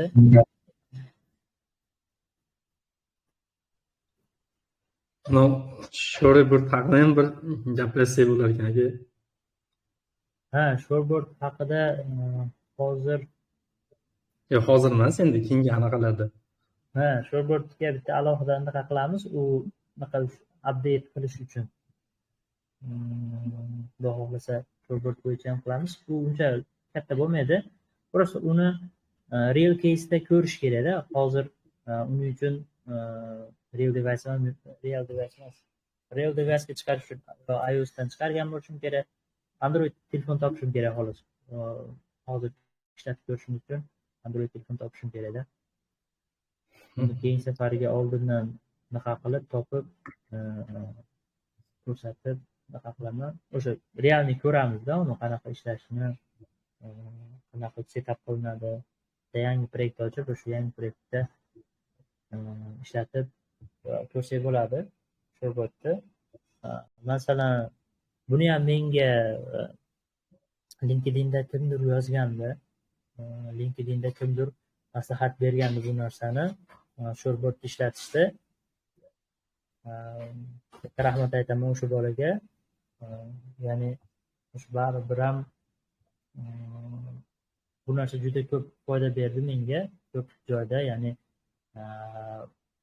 to'g'ri native kodlarda patch qilmaydi, lekin o'sha Dart kodlarda o'zgartirish osonroq, naqaga chiqarib, storelarga chiqarib, u yerdan reviewdan o'tkazgandan o'sha to'g'ridan to'g'ri web veb-saytlarga o'xshab, ya'ni web developmentga o'xshab to'g'ridan to'g'ri o'sha yuzerni devaysiga update jo'natib o'zgartirish ancha anaqaroq foydali и tezroq yechim, tez beriladigan yechim.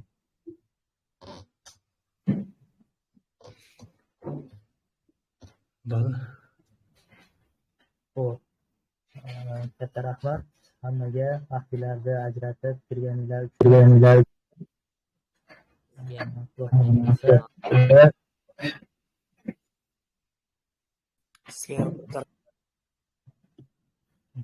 xohlasa o'sha gap yana qaytaryapman. Bu yerda faqat men emas, kimdirda masalan boshqalar ham bilishi kerak bu narsani, boshqalar ham shuni o'rganish kerak deydigan ma'lumot bo'ladigan bo'lsa, bemalol yozishinglar mumkin. Kollaboratsiya qilib, menga ham qiziq bo'ladi yangi narsalar o'rganish. O'zi aynan shuncha qilganman, ya'ni boshqalarda qandaydir yangi texnologiyalar, yangi narsalar bo'yicha bilimlar bo'ladigan bo'lsa, shularni o'rganish niyatim. Kimdadir shunaqa g'oya bo'ladigan bo'lsa, bemalol yozishlar mumkin. Qanaqa formatda o'tib berasizlar yoki qanaqa bo'ladi, buni farqi yo'q. Umuman o'zinglarga ham bu narsa qo'shimcha naqa bo'ladi deb o'ylayman. Qo'shimcha plyus bo'ladi deb o'ylayman. Kanal bitta meniki emas, kimdir kollaboratsiya qilaman, kontentlarim bor deydigan bo'lsa, bemalol qo'shib qo'yaman. Boshqalarga ham foydali bo'ladigan ma'lumotlarni ulashib tursa, hammaga foydali bo'ladi.